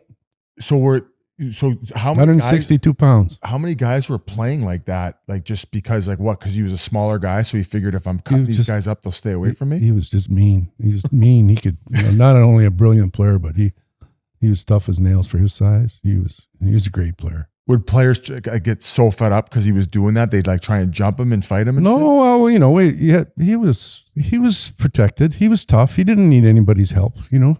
He was just a great player too, you know. He had so many points. Yeah, he was just a great player. When did the stick work and all that stuff kind of like wean out of the game? Because, I mean, obviously now there's none of it. Yeah, I guess, I don't know. It's interesting to know when it's changed. It's changed dramatically, obviously, in the last decade. But, you know, there was more respect. You know, the sticks were on the ice a lot, and nobody was wearing helmets. Hardly anybody was, and no one was wearing cages in college, you know. And now guys are coming up, their sticks are up and high and protecting themselves. And I watched some old time games, you know, no advertising on the boards, and guys had straight sticks, and the sticks were on the ice at all times. They body checked. They didn't hit. It was a body check. Mm-hmm. There was an art to it, rubbing guys out, and there wasn't any hitting from behind. Of course, now you got a 100-foot charge. You know, you can't. There used to be charging penalties. How many charging penalties have they been called? No. They don't really call charging. There's no more charging. Run after guys. You go right from the red line, dump and chase, and go get it from 100 yards out. Do you enjoy watching the game now? Like, it's changed so much. It's different. That's all. Yeah, I like going to the games. You know, I like watching the games. Everybody's so fast and strong, and I just like. Doesn't seem to be a lot of structure. It's just different now. You know, you never saw, if you went behind the net as a defenseman, right? 2 guys behind the net, you would be benched. You'd be chastised. Now you got 2 guys in the corner, and you look at a power play, there'll be 9 guys in the corner or behind the net, and no one in front. Like, you know, there was a left winger, a right winger, a centerman. Now there's F1, F2, F3. Yep. You're right. It's just different. That's all. It's different coaching. It's all, compressed and pressure, stats pressure, driven. pressure. The Pressure, stats pressure, stuff. pressure. Yeah, pressure. That's true. Yeah. I guess it must have been. I want to explain to me what expected goals for So- are. And so expected. I want to know what that is. We've talked about Because this. if it was at true, every game would be nothing. Because it'd be Karnak would coach, right? You'd say, "Oh, I expect him to score." All that shit drives you nuts. Well, some of it does. I'm all for doing different things, but some of that stuff is just it's a cottage industry that a bunch of guys have gotten involved in. Our buddy Posh is all about it. He always talks about looking under the hood. Like my issue with it is with our buddy Pasha, who's a part of the pod, the way he talks about it, you don't even need to watch a game. Like, and he'll tell you who played great. It's like, well, okay, his expected goals was highest, but like I watched the game. He didn't do anything. Right. It's just funny how you could some of the analytical people, they literally think they can just look at numbers after and tell you what players you need and what players you don't. Or how much one of the players on that line elevated that other guy's number. Yeah. Like if I'm playing with McKinnon, like I'm gonna have good expected goals for him. I would think, right? I did without even having it on that line. So when you retired, you got into broadcasting. Yeah. And did it for a long time before you became a GM. Yeah. Like, did you ever consider? Well, I had broken my leg really badly and wasn't set right. It happened to be in Vancouver as well. So I tried to play and I couldn't. My leg was a mess. It was 10 degrees off and it was set. And I slid into the goal post in Vancouver, the old post.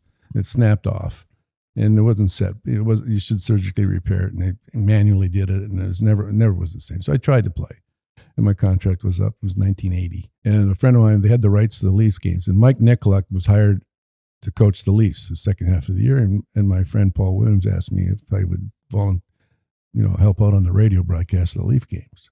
I said, okay, what the hell? I'm not doing anything, right? Easy money. So I started doing Leaf games on radio, 40 games on radio. And they gave me a tape recorder and said, you got to get 3 interviews per game. I go, oh God. I didn't know how to even work the tape machine, right? I was brutal at it. Because the answer to every guy you interview in hockey, they never say anything, most of the guys. Except you guys have been, the guys that have get the puck in deep. Say some, but you knew the answer to every question. So I hated doing it. But they asked me back the next year because I still hadn't settled whether I was going to play or not.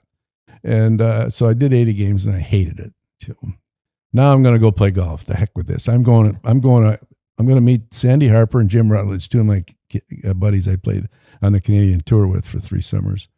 So I'm going to meet them and I'm going to go play the Asian Tour. And I'm going to give golf 5 years in my life and see if I could make it. I'm going to go play the Asian Tour. Yeah, you're only what, 29? Yeah, 29, turning 30, right? So I'm going from Toronto to Chicago to Honolulu to meet Sandy and Ruts, and then we're going to Asia. So I'm all excited. And I got golf gear, and that's all I got, jeans and golf shirts. So I got fogged in Chicago. Can't get a hotel room. It's training camp. It's September. The Bismarck Hotel in Chicago is owned by the Wirtz family. The team was staying at that dump, and so I got a room there. So as I'm walking in, Bob Pulford's there. How you doing? And so I told him the story. He said, "Well, listen," he said, "you should stick around. They started this new sports vision thing, and they're looking for an ex-Blackhawk to do the color on the TV, this cable thing." He said, "They play in Minnesota tomorrow night. Why don't you stick around and do the game?"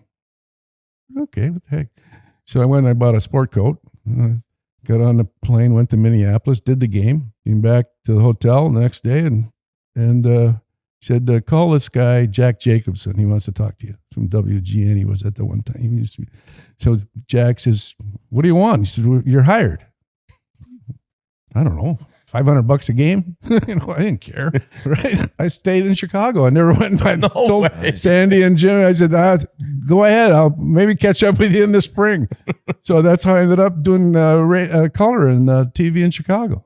Your last couple of years when you're in Pittsburgh, were you giving any thought to your post career? No. Just your mind wasn't even there? No, I was just wanted to get, I wanted to be healthy and play. I wanted to keep playing. So I was playing defense now. I was a defenseman, okay? And I was just learning how to play defense because I never knew how to play defense. I was up the ice all night.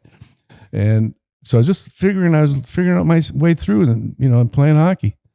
And then I broke my leg and that was the end. And like I said, well, let's go to golf. Would you have coaches getting on you about being like, where the fuck are you going? Get the back. Stop jumping in the plane. Yeah. Because back then, well, Bob Pulford just hated the way I played, because he wanted everybody to, because when he coached in LA, they played, really, really systematic things. This, you did this, you did this, you did, your job. Right. So he didn't like the way that I carried, like I was gone, I remember a game against Atlanta. I'm carrying the puck in front of our bench in the stadium. I'm playing right D, left-hand shot.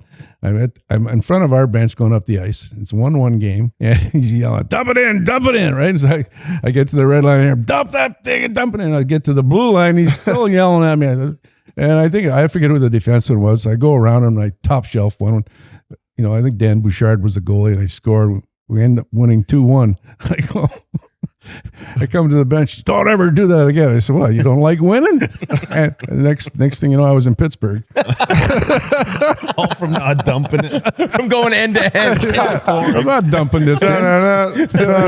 Here's your plane ticket. We have news. Dale Town's been traded to the Penguins. Go meet your buddies in Hawaii. I go to Pittsburgh. Oh fuck! At what point in those 15 years of broadcasting, or if ever, did you think like, oh, I'd like to be a GM? Never. No way. Never. No way. Yeah. Never. And you built this amazing I watched team. and I watched and I watched and I go, this is. I just got tired of lying, and the team was so bad, and they had no minor league system. There was nobody in the building, and I'm going, oh, this is torture. So one night after Mario was in town, I got to know Mario through his golf tournament at Nevillewood. Pittsburgh won 1-0. It was an awful game. So after the game in the United Center, there was a ramp where the bus is there. Mario asked me to take Natalie was in town for a paddle tournament with her friends from Pittsburgh. So he said, "Would you mind taking Natalie and her friends to the hotel?" I said, "No problem. It's on the way home." As we were about to leave, Bill Wirtz and Peter Wirtz were standing on the wall by the other side of the bus. And he said, "Come on over." He said, what do you think is going on? I said, "Well, you want me to tell you the truth?" I said, "Or do you want me to candy coat it?" He said, "No, tell us the truth." And so I told him what I thought. He said, "Meet me at my office tomorrow morning downtown on Michigan, on Lakeshore Drive." And that's how it started. Wow. Well, because you're watching every game, right? Yeah, I saw what was happening. Right. Bob Murray had hired me prior to that to be like I started working with Murph. Murph's the reason I got into it. He hired me, and then I went back into the booth, and then Murph got fired. And they brought in Mike Smith, and then he got fired. And then that's when Bill Wirtz called me aside and said, "What do you think of what's going on?" And I said, "Well, it's kind of a disaster." I said, "Do you want the truth, or are you comfortable sharing about what was so bad about it?" Well, they had no farm system. They splintered. They had 5 guys, and they shared. They didn't have anybody. Oh, they didn't have any player continuity. They had 5 guys in, where was it, in Saginaw, maybe. They had 5 guys in Saginaw. They had 5 guys in somewhere in the East. So you're not growing together in the minors. Which is bizarre for a team. And they were drafting poorly. Right. For an original 6 not to already have that infrastructure set up, it seems like that would have been a no-brainer. Yeah. So had it been set up at one point and then that fizzled out? Or Yeah, it kind of fizzled out. I think it was a cost, was what they were being money. cheap? I don't know if they were being cheap. They just I don't know what the deal was. You just never figured that out. They were upset with Bill Wirtz because he wasn't televising the home games, but he had made a promise to his father that he wouldn't do it and stuff like that. It just kept building up, and then it just didn't work out. It just kept getting worse and worse. They didn't draft well. It didn't develop well. All those things were missing. Who were the first people you thought to surround yourself with? Rick Dudley was the first guy. I had no experience. And they asked me what I was going to do. I said, well, I know what I'm not going to do. What I'm going to do is I'm going to experiment. I'm going to try things. I'm going to throw stuff on the wall, and whatever sticks is good, and what's bad is not going to stick. We're going to try things, and we're going to be innovative in our drafting and all of that stuff. First guy I thought it was Rick. Rick Dudley was the first guy I hired because he had experience. He developed. They won the Stanley Cup in Tampa, right? And he didn't get any credit for it. He built that team. And then everywhere Rick, look at the history. Florida wins. Why? He was there now, right? Chicago won. He was there. Rick, first guy. And then the next guy I hired was Mark Bergevin. Oh, wow. So we got Bergie and Duds, both ends of the spectrum there. Bergie's so fucking funny. Well, I've told this story numerous times. This is one of my favorite story maybe in all of hockey. I get a phone call. I just got the job as assistant GM or something anyway. I get a call from Bergie. Bergie calls me Jean Tallon, the French explorer, you know. I called him Alain Delon, the French actor. It was so he said, he's just retired after 17 years. And Bergie calls me he's living in San Diego. Nice gig, right? He says, Jean, he said, it's Berge. I said, what's going on, Berge? He said, I'm making a list of guys I want to work for. He said, guess what? I said, what? You made the list. I said, get your ass on a plane right now. So the next morning he flew in from San Diego and I signed him on the dotted line right there. Fuck. And that's how that all started. That's how I said and then he you know, poor Duds, Burge just was relentless on Duds. You know, they were the give and take was incredible. It was great. It was humor. It was, you guys were having a good time. We were having a good time, but we were working hard, you know, and awesome. We were loving it.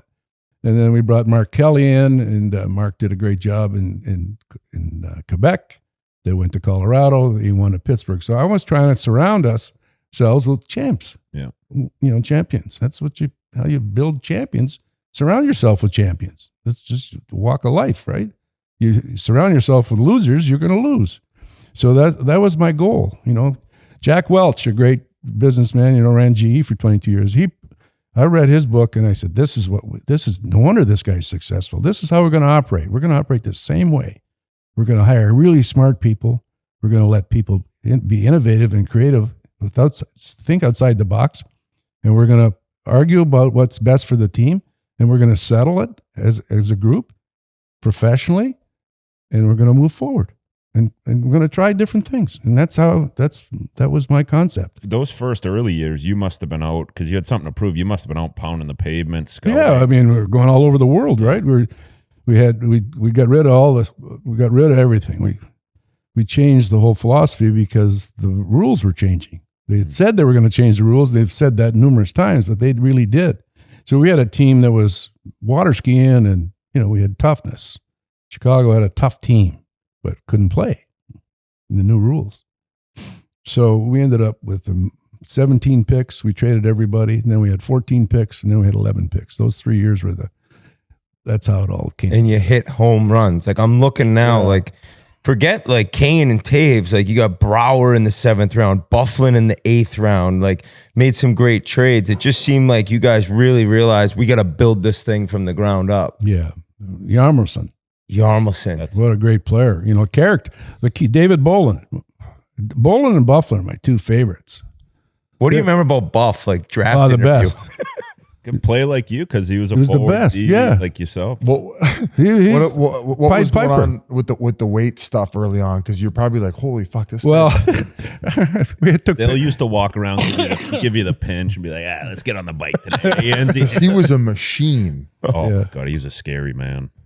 I think his draft year he might have been 282. Yeah. And then we got him down. His best weight was 258 or something like that. But we did all kinds of tests on him, and we got him this nutrition, we got him all this stuff, and everything we tried, he kind of rebelled. But his whole life he'd been told he was heavy, right? And he's been pounded into him, and he just hated it. Bickle was another, Brian Bickle was another kid that we did it the wrong way.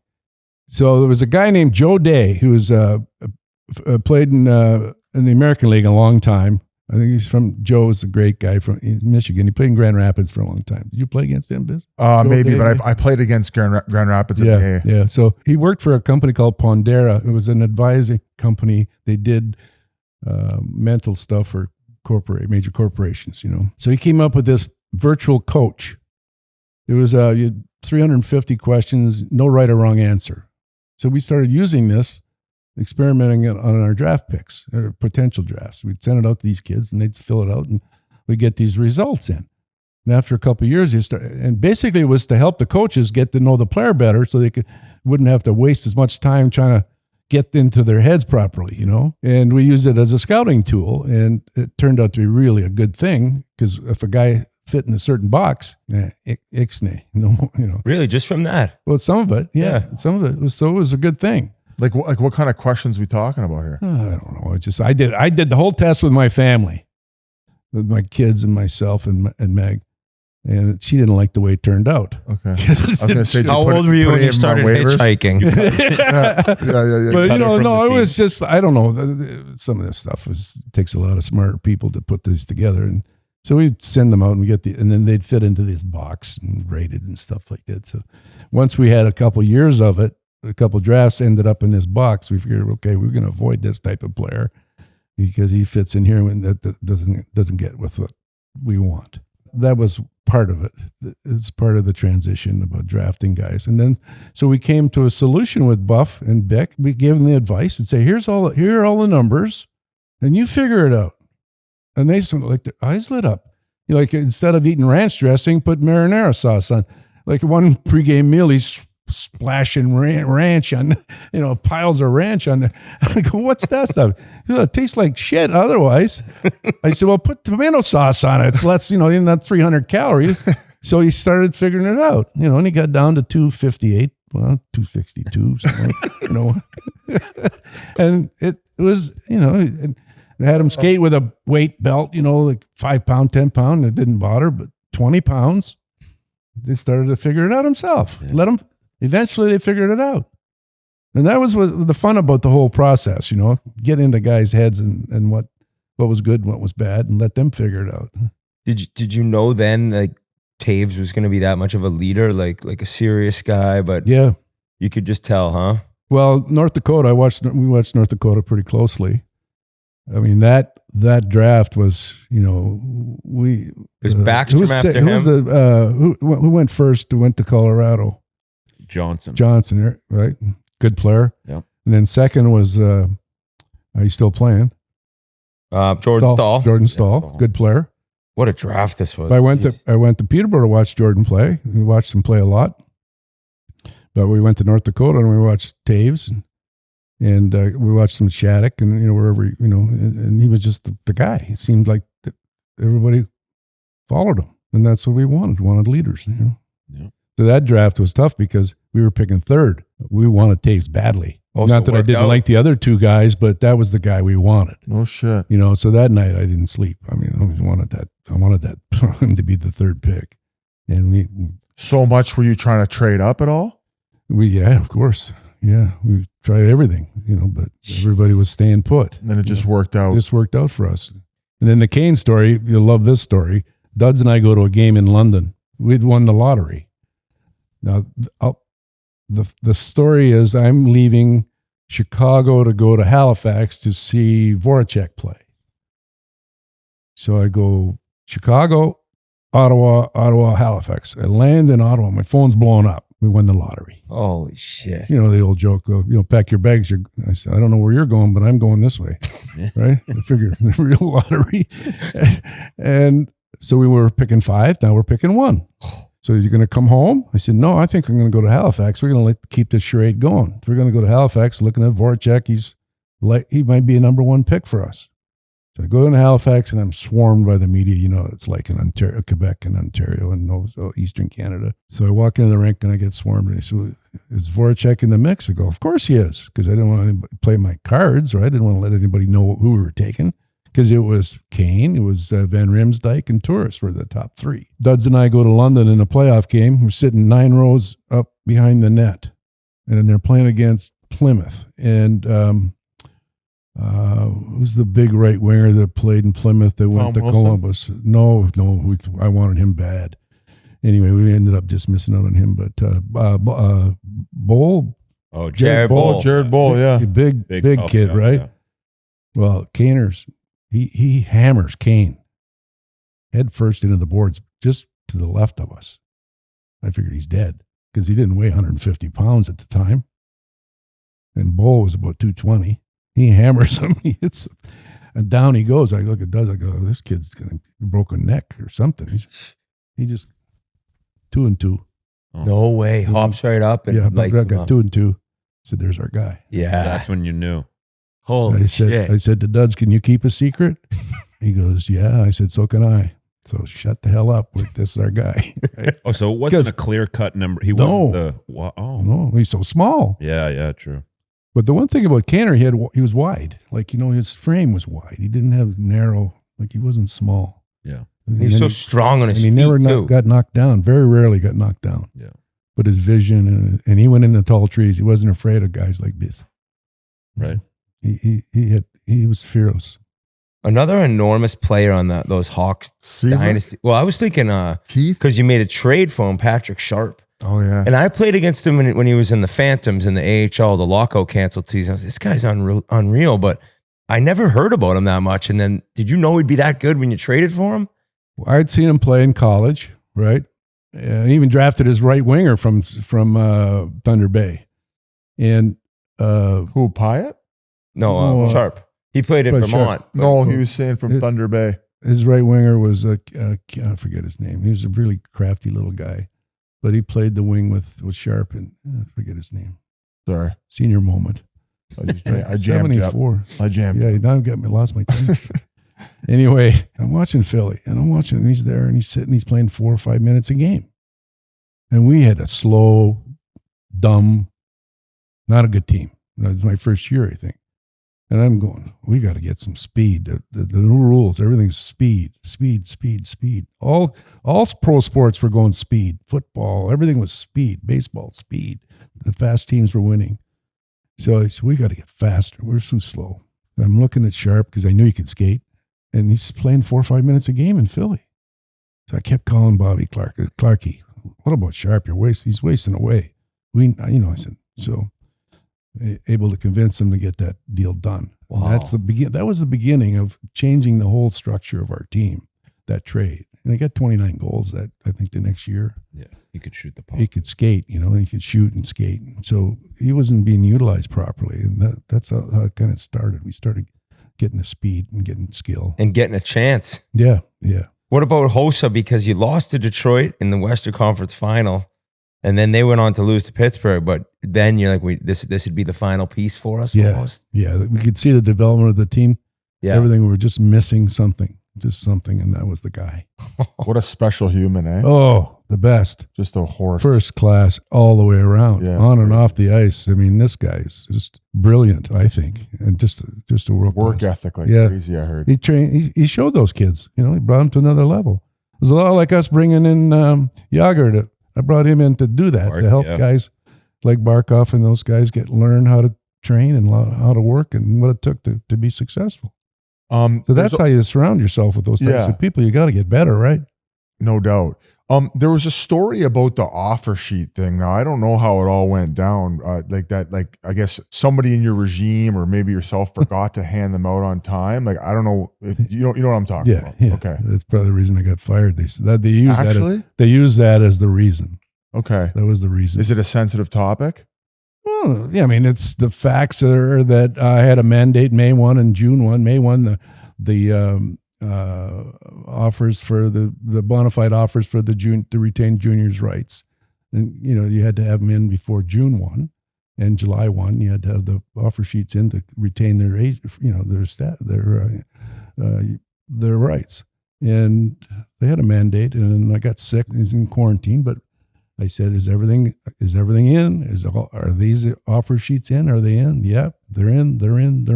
And so I took the knife for it, but it eventually comes down to me. But the thing is, the relationship I had built with the agents helped fix that. Yeah, because all the guys, they didn't leave; they stayed because I had good relationships with their agents. It cost us a little more money up front, but it didn't cost us long term. They were all tradable numbers. Yeah. They used that as I screwed up. So I think everyone knew you built the team. Right. Yeah. And then I remember Martin Havlat, and I looked it up because I remember it. He had your back big time. He said every single player on that team's with Dale. I still talk to all the guys, hockey players, know a phony when they see one talking about somebody else, and how you kind of just, as you said, took the knife in the back for something that. Well, I mean, eventually it comes down to you, right? You got to take And that's what that's what happens. It seems something so minor compared on what you've done for the organization. Yeah, well, so what's that tell you? You know. Yeah. Somebody up there. I'm not. I know. Listen, my life is wonderful. I know I sleep well. I got a lot of friends. Yeah, I did a lot of good things. I did not such good things, but life goes on. You know, I don't worry about that. Here I am living in Florida, playing golf and going to hockey games, and got great kids. Going to be a grandpa here in the next couple of weeks. Yeah. Yeah, I was gonna ask like what the differences were like coming over to Florida and like all of a sudden trying to build an organization, maybe not with the same type of resources and a place that's not as traditional, not an original six. So what were the different challenges and hurdles when you eventually came over? That's a great question, because there was a huge issue here. Guys were coming here to retire. Right. You know, that's how it was they in were Phoenix when we were. you know, and you went through it, right? Jens, you guys were coming out. They got 3 years left or 2 years left. And they're milking it, and you know, they're going to come down here and live the life. And that was the biggest change. Even in Chicago, when I first started, I offered more term, more money to a lot of players, free agents, and they wouldn't come because the perception was that the Hawks didn't want to win. They didn't want to spend the money, didn't want to. So we had to change that perception. And so when I came to Florida, they had guys here that were just not doing the job. They were just here, milking it. Yeah. And we had to get that out of here. And that was the hardest part, because there are a lot of challenges here. You got to really be focused to play hockey here. Right. You know that in Phoenix, and going out after practice in sandals, or let's go to the beach, or let's go golf, or not every guy can do it. Yeah. No, you have to have really strong mental capacity to perform well here, because there are a lot of challenges. People coming down at Christmas. Less media too. Yeah, nobody. You can hide here, right? Yeah, if you do it right. And that was a different challenge than Chicago, but still the same kind of challenge. You got to change the focus and the perception, and you got to explain to everybody that this is what we're going to do, and we're going to win in spite of what there is, and that's what we did. And you build winners with good people. You surround yourself with smart people, good people, and let them go. Let them go. Come on, have some fun with it. Go. Take a chance. Speaking of taking a chance, one quick funny story that Jans made me aware of yesterday was like how you guys are doing silly promotions, like the sumo wrestling suits. In between periods. Yeah. So much so, like he wasn't in charge of that. No, I know, but like, were you aware like of these? I watched it.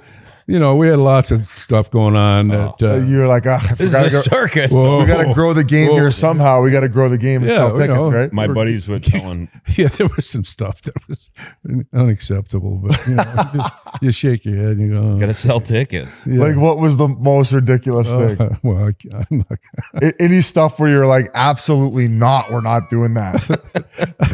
Well, it's too many. Okay, all right. No. So you were swatting these off your desk, but in the meantime, building another juggernaut. No, we're not. Okay. No, we're not. Because he's telling them, my buddies were telling Biz a story last night. 4 of my buddies were coming to the game, and I got them the ticket, so I knew they were sitting. I was like, make sure you're in your seats when the first period's about to end. So like the girl who works with the team goes up, grabs them, puts them in the sumo outfits. They're out there. They're in like sandals. I'm on the bench. Jans is taping his stick on the bench, watching his friend sumo wrestling fighting at his own game. It was great. NHL. That's National League. Yeah. I guess at the beginning it was maybe questioned, but it turned out to be an amazing signing of Bobrovsky. And well, Bob. Like, was that risk? Like, were you nervous when you did that, or no? Because that was the mandate. Vinny said, "Go get him." And he wanted me to sign him and Panarin. He wanted both of them, and so we had a chance to get both of them. But then, as it turned out, the signing bonus thing was a big. They wanted all that. Oh, up front. All up front. So yeah, but it worked out. That was Panarin's request. He wanted it all. Well, they look at, he got 94% up front every year. He gets his money up front. I think $1 million of it is right. Yeah, that's it. Like Matthews. Well, you said it even.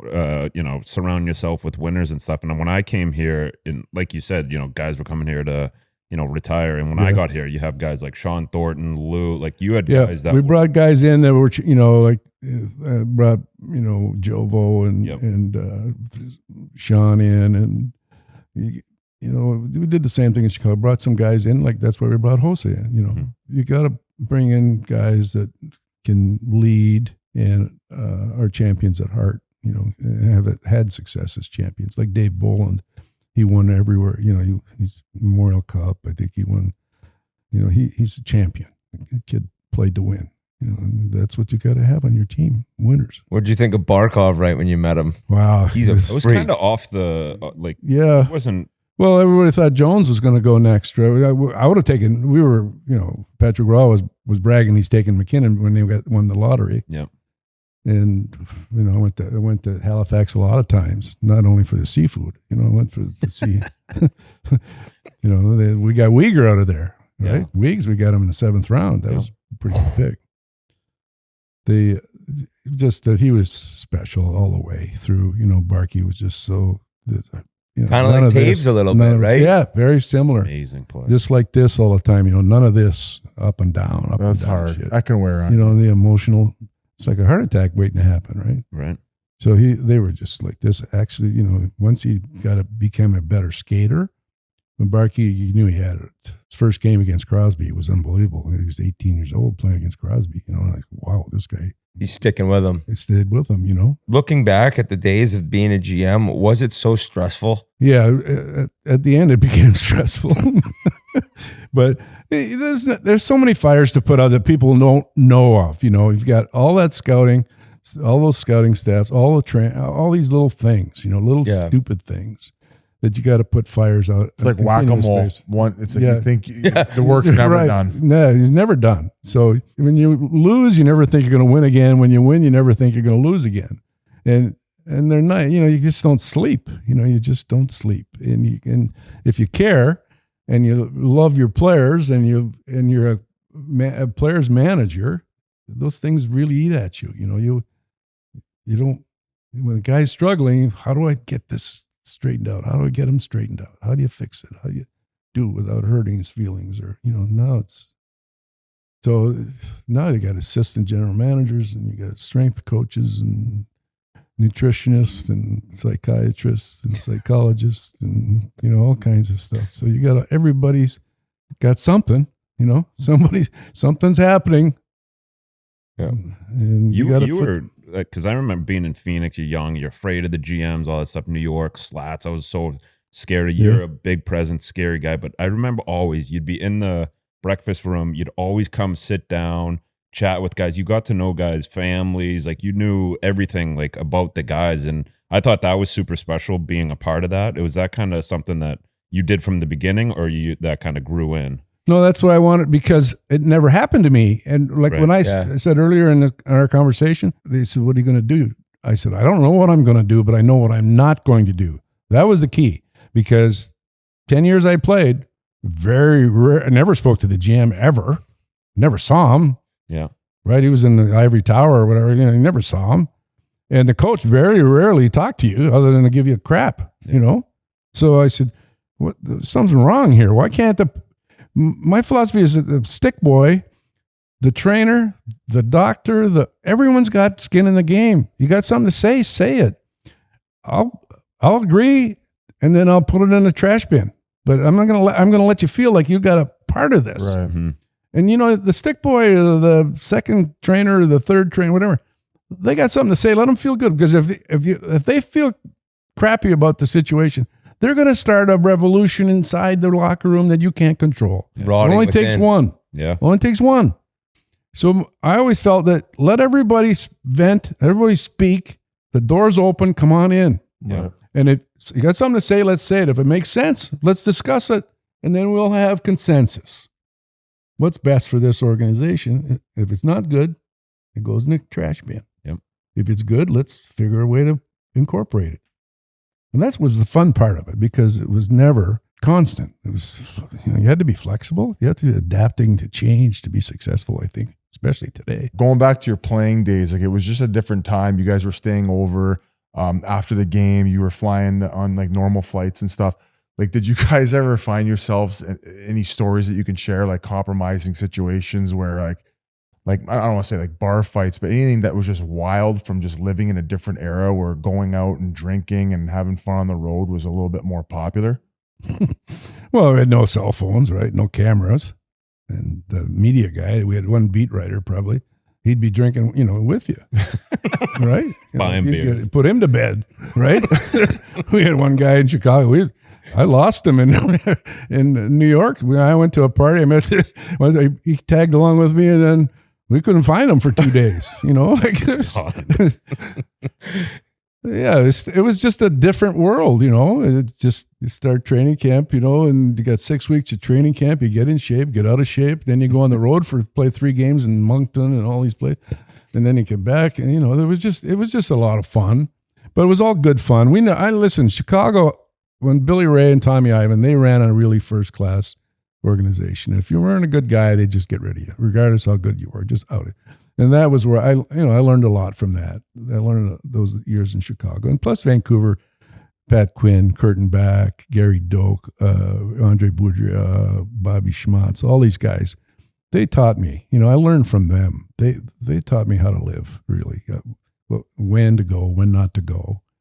And it's just a way of life to be a professional. They teach you to be a pro. It's an art form. But we had a lot of fun. Mm-hmm. Good fun. It's time for the Roback last question. Use code Chiclets at roback.com for 20% off your first order. Jeans, hoodies, everything you need. Hoodies, joggers, excuse me. More with Chiclets, CHICLETS at RHOBACK.com. Dale, we've talked a lot about the no state tax versus other teams. Did you notice in Florida like that helping? Do you think the league could ever do anything to make it even, or is it overblown a little bit? It's overblown. Okay. I tried that tactic all the time. Come on, we got the tax. We could save you this. They didn't care. Like I said, when in Chicago in the early days, more money, more term, they didn't want to come because the perception was they didn't care, didn't want to win. Same thing here. No tax. I tried that tactic for years. It didn't work. Not as big as people think. No, it's not. It's overrated. What do you think of the state of the game and where it's at now? And if there's one major element that you could change about it, like from all your experience and where you think the game's headed, what would you change? I put the blue line back to, and put the net back to 10 feet, put the blue line closer, more room in the neutral zone. I think there's too much going on around the back in the corners and behind the net. I'd like to see more action in front. When you played in the Boston Garden, the Chicago Stadium, or the Buffalo Auditorium, everything was to the side or the front of the net. Everything was in front. Like there was action.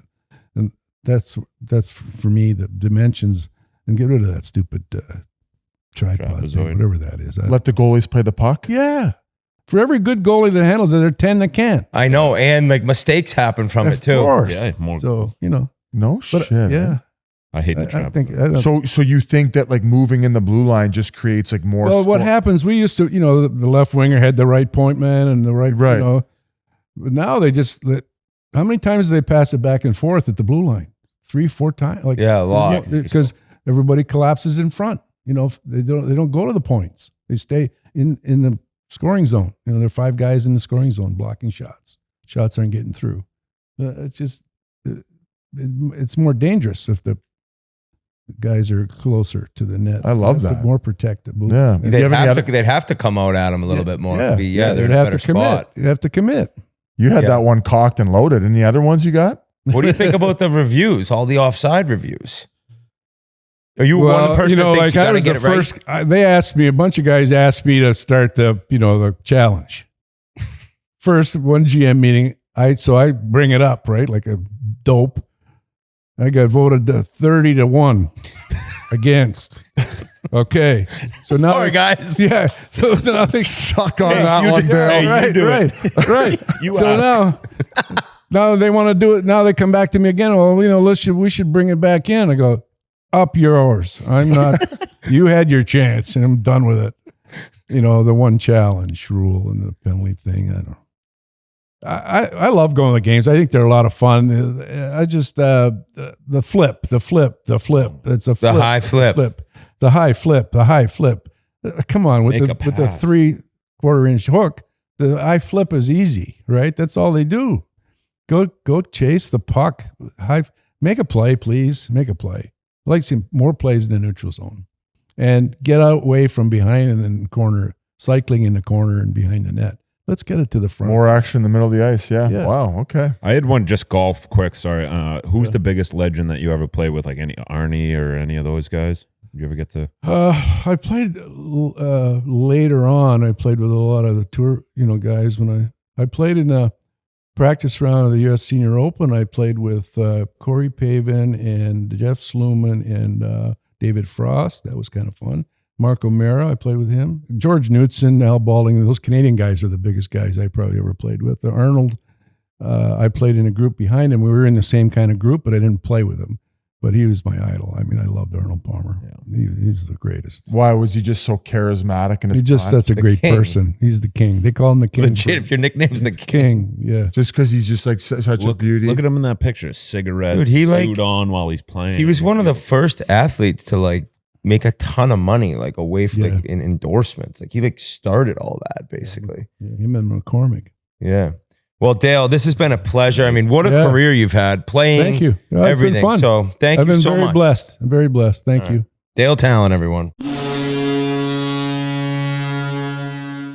Thank you so much to Dale Tallon. What a guy. I think when you look back at parenting, when Dale was growing up and he was hitchhiking at 14 years old, going from golf tournament to golf tournament, that's a little different than the parents nowadays, helicoptering around their kids. Come here, I need to wipe your face off. There's some peanut butter on your lips. So he was growing up old school, hard knocks. But guys, we got Quick Hits now. Quick Hits is presented to you by Dove Men's Plus Care. Keith sent us over a picture this week. He said, you think I'm lying about my love for Dove? And he's packing his bag. He's got Dove soap everywhere. So Dove Men Plus Care. Finally, the bars.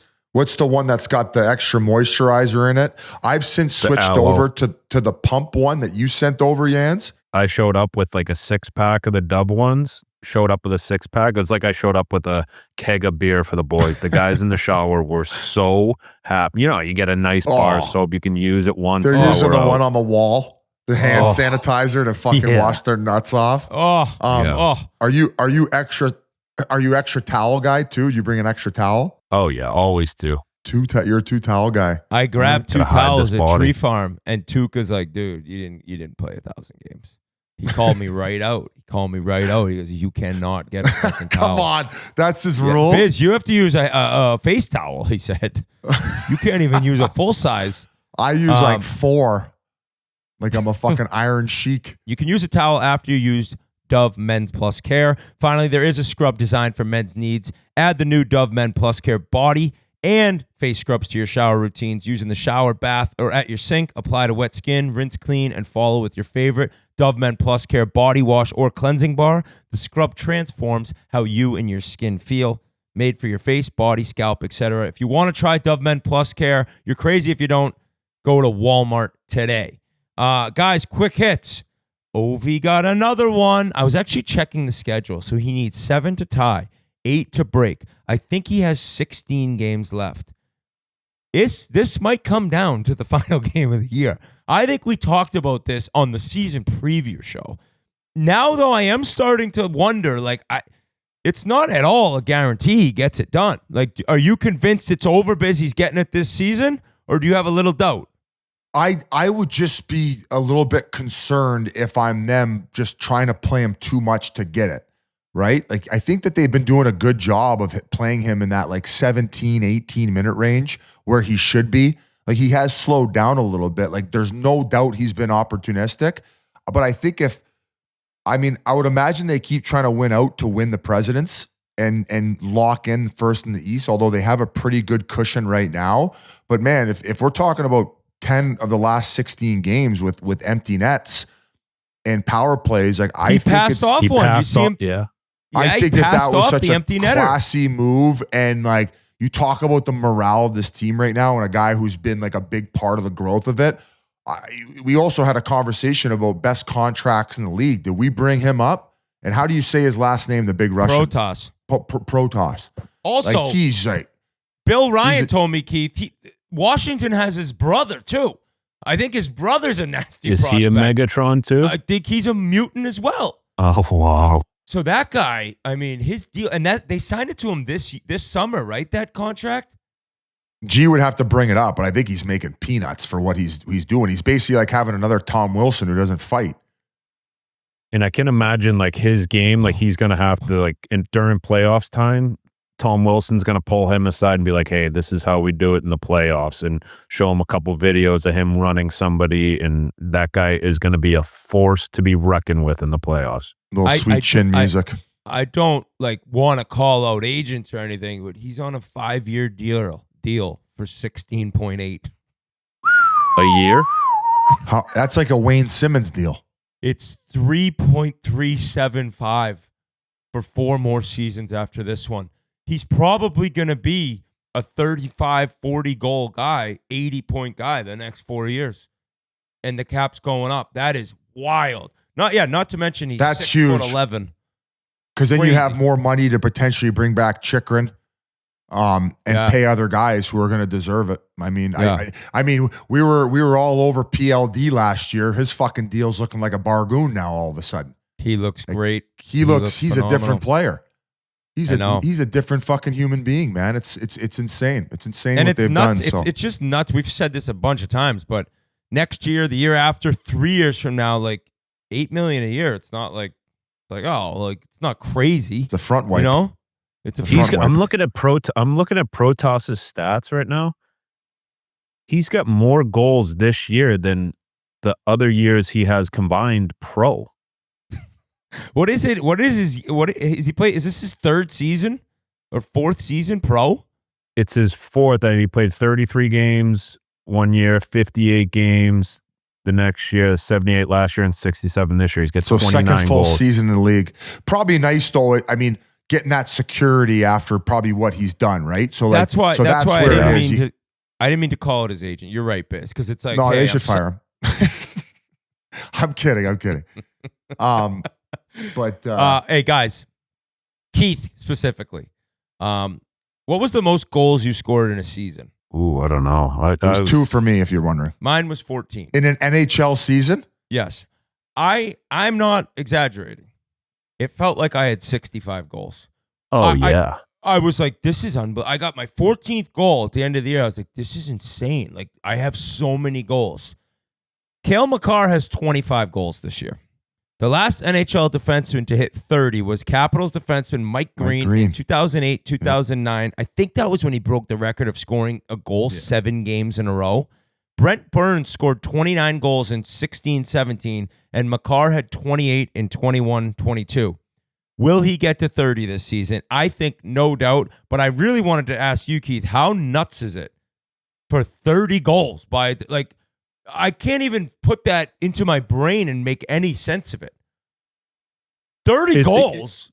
I know. And the thing is he's just so well-rounded. Like, it's not like he's cheating for offense all the time. Like, he creates a lot of offense by himself as well. Like, it's actually mind-numbing that he can score 30 goals in the NHL as a defenseman. Like, and the only thing that stinks is kind of taken away a little bit from what Werenski's done this year, but 30 goals as a defenseman in the NHL is just absolutely absurd. And like, is this his best year playing? I don't even know if it is. Like, I think he's just going to get better and better every single year. If you get 30 goals and 60 assists and you're putting up 90 points and you play all situations like he does, like you deserve to be the highest paid player in the league. Are you a number 1? Yeah, because I agree. Because you play more minute. You're literally this era's Bobby Orr. Like, people say, "Oh, I don't want to hear you compare him." It's like, yeah, maybe the top end, like the couple years where he was putting up numbers that no one's ever going to touch because of the era it was in.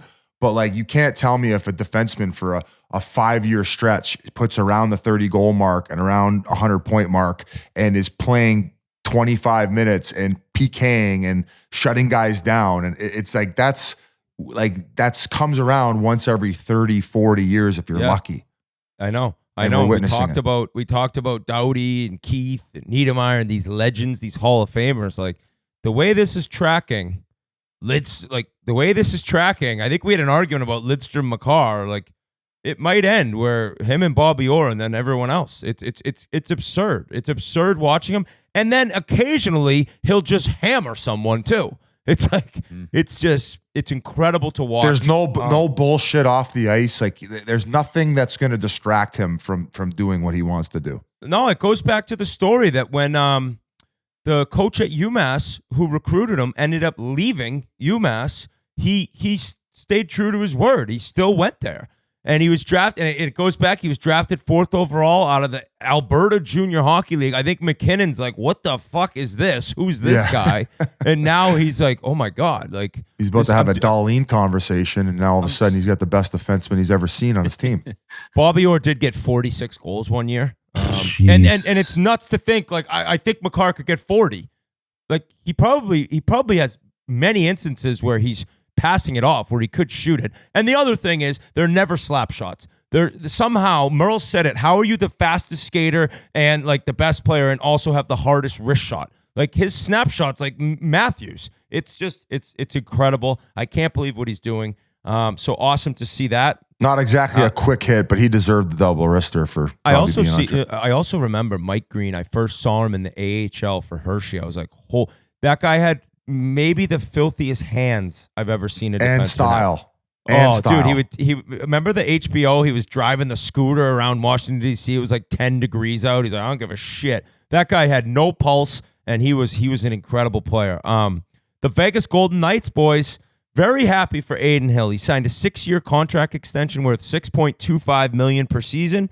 The team announced on Friday Hill was scheduled for unrestricted free agency this summer, following the end of a 2-year deal that he got paid $4.9 annually. He signed that after the Golden Knights won the Stanley Cup. This is the first time he won't be playing on a 1 or 2 year contract. So you talk about security, Biz. He's got to just feel going into the playoffs like, oh my God, like the weight off his shoulders. He's staying where he wants to be. He's staying where he's a cup champ. And who knows what Vegas is going to do, because nobody's talking about them. It's Dallas, Colorado, all the madness, and now they got him locked up. I feel like that's kind of around the number these number one guys are getting, knowing that it's gone to a two goalie system. I think that he's earned the true number one title. He plays great in front of that defense. Like, shout out to the defense too. Like the way that they play and how structured they are, they make it a little bit more predictable than most teams, and where he just has to be in order to get in the way of the shots. But credit to him, man. And after winning the cup there and having that great run, he signed that bridge deal. He helped them put them in a great financial situation in order to better the team. And now that he gets to get his payday and well deserved, so I would imagine that they're going to have a great tandem. That's coming in around the like 8 to 10 million range, and that's where it should be as far as a team that has good goaltending. So awesome stuff. Got to see him in Arizona a little bit when he was still big and raw and work with. He's huge, right? He's huge. He's huge. Yeah. Great head on his shoulders and works. I think he started off with Sean Burke. Then they ended up moving on from him. I think they traded him to San Jose, and I always thought, this is not the move. You got this big guy who, getting peppered with shots. He looked good. I think at the time we had Darcy Kemper, and maybe that's why they felt they could move off and try to win a trade. But I think even at the end of his time here, he worked with oh my God, Jackie the Alien. Yeah, Twista.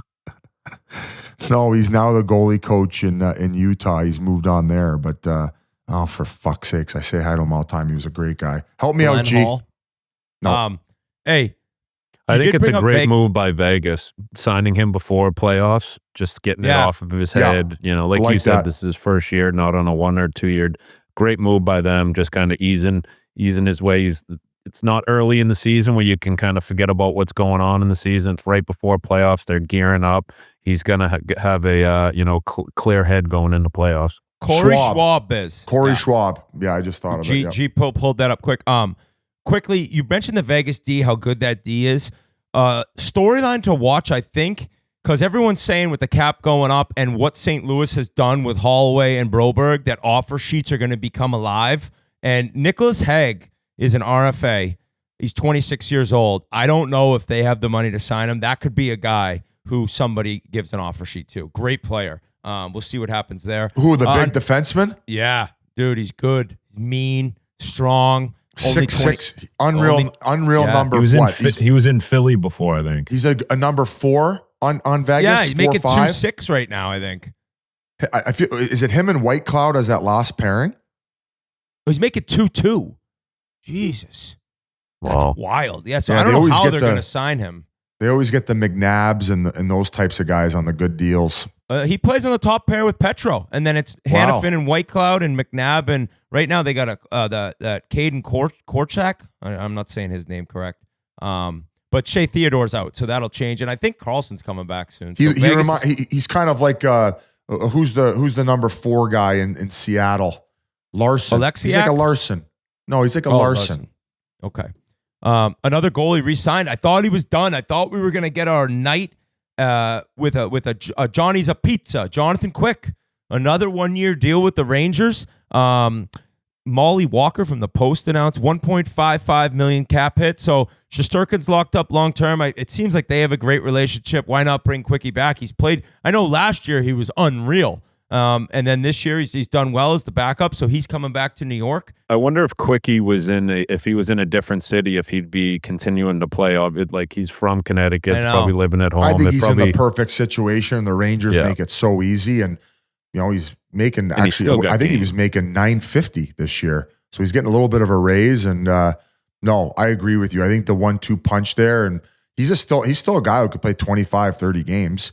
Like I think it was even at the beginning of this year where he had to step in and win some big games for them where they were really struggling. So last year I remember there was a stretch where he was on fire, like at the start, wasn't it? Yeah. Oh yeah. He was unreal.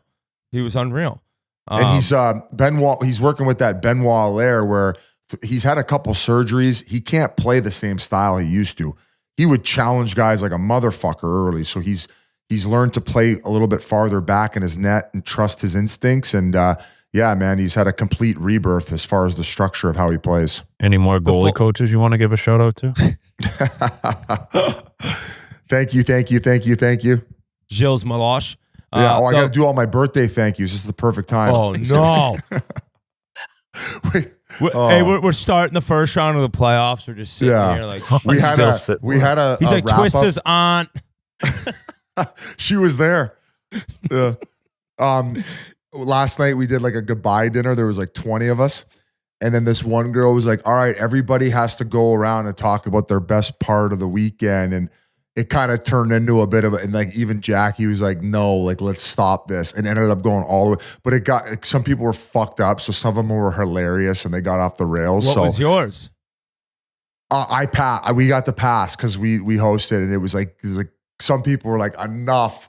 Because most people would turn it into thanking both of us and it would get uncomfortable.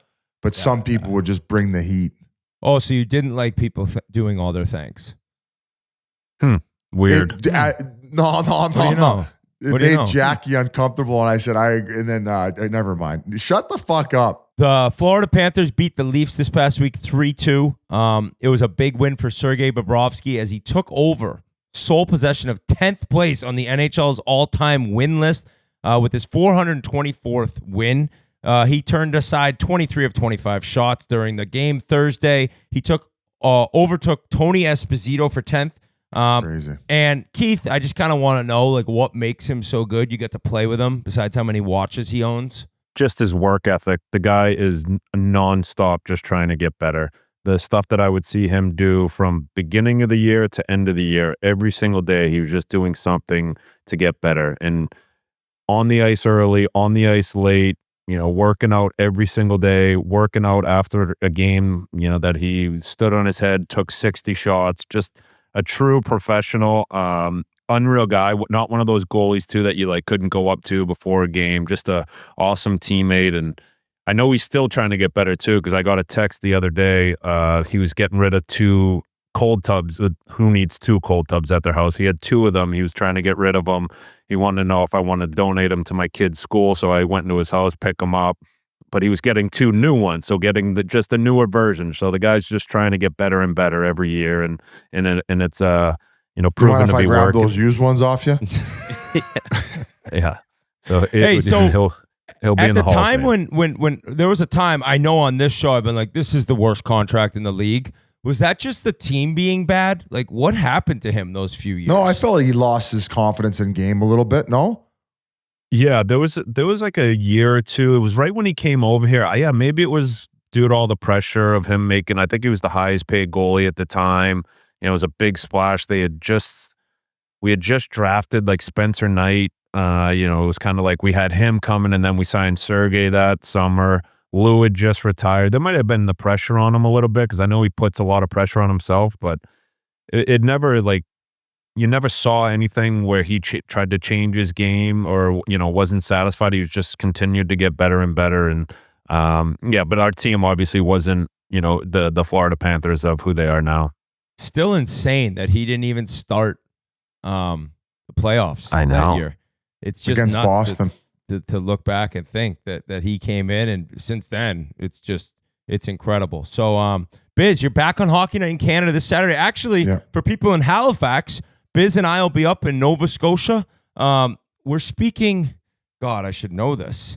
Is it before we get there, Jans? What kind of watches does he have? Bobrovsky. All of them. Like every brand. Watch. Patek Philippe. But he's got like the big boy ones that like no one has. You know, he's got the Richard Mille. I don't know if I'm sure he does now, but I remember he gave Frankie Petrano a sick watch when he got his number, because Frankie was number 72. He got him a sick watch. Oh my God. If I knew that there was a possibility of bringing a guy over that had that type of tag, I would change my number to their number, knowing waiting for him, just fucking waiting in the weeds. First day they walk in. I'm there greeting him at the airport. Like this. Like, what do you have for me? There's hey, Larry Flowers there. He opens up his jacket. He's got all the options. He's like, hey, go ahead there.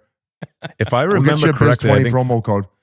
Frankie, like Bob texted Frank and was like, what do you want for the number?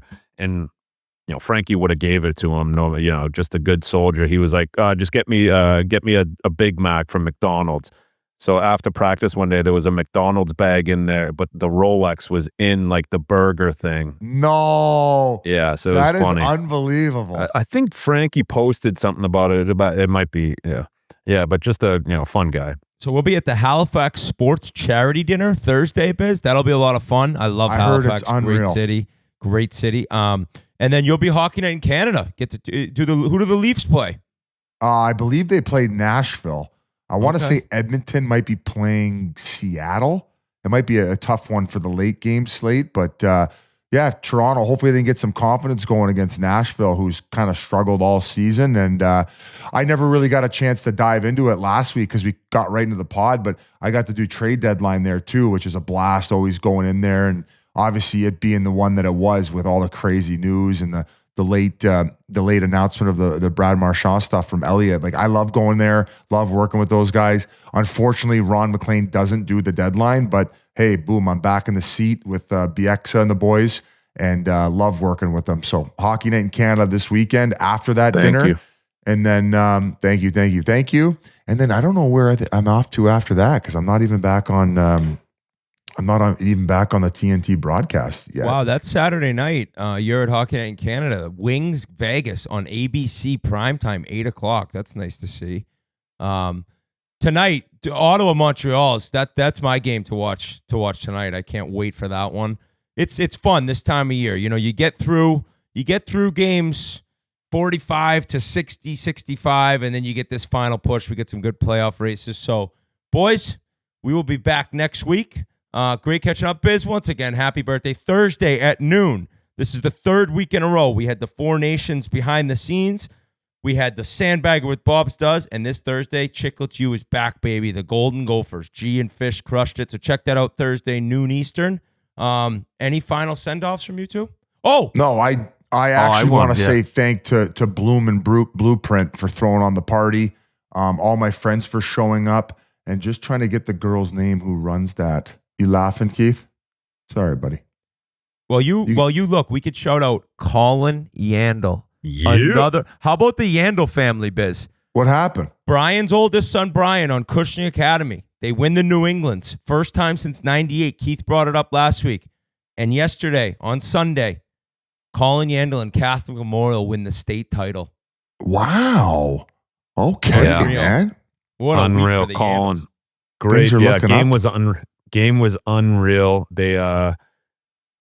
They won it with 18 seconds left, Biz. It was electric at the Fleet Center. It was sick. It was it looked like a lot of fun. Wait, did you get in? Did you go to the game? No, I was I had a chance. I said, Ryder, you want to go watch Colin Yandle play for the state title, or do you want to go to the St. Patty's Day parade in Scituate? He's like, the parade. And then I was I told Bry, he's like, no, come on. I said, Ryder, Colin Yandle wants you at his game. He goes, tell him I'll watch it on Live Barn. So I did. He wanted to be at that parade, dude. He knew Candy gets chucked from the floats. He was all about that noise. So we missed it. But I was fired up. Colin's nasty, Biz. Defenseman, moves the puck, skates Like he'll well. play at least college hockey. You think he's going to college? He's nice. Real nice. So his team, the Junior Eagles, they're going to nationals. They have 3 kids that all played at Rivers. My former college teammate, Freddie Meyer, played in the NHL a long time. He coached Rivers this year. They have Jay Pandolfo's son, Sam, Freddie's son, Carter, and then this other kid, Sears. They're all going to the National Development Program camp. The 40 guys got invited for NTDP. So I don't know if they'll all be there the next year, but Colin Yandle's on that team. And so they're going to try to win a national. Unfortunately, they're 0-9, so they will not be facing off against the Little Caesars 2010 team. I want to go. I want to go to the 2010 Nationals, by the way, to see Kessler and his team up close and personal. I've gotten texts from other coaches. We're going to take them. It's crazy. Wow. Let's go. When is it? I think it's in 2-3 weeks. Like, let's go to the, if they make it to the finals, let's go. I'll do a 1-day trip to go document that. And I was going to ask, can we document Colin's college visits with Chiclets U? See what we can get him. Good call. Yeah, get him he some, would 100% be down with that.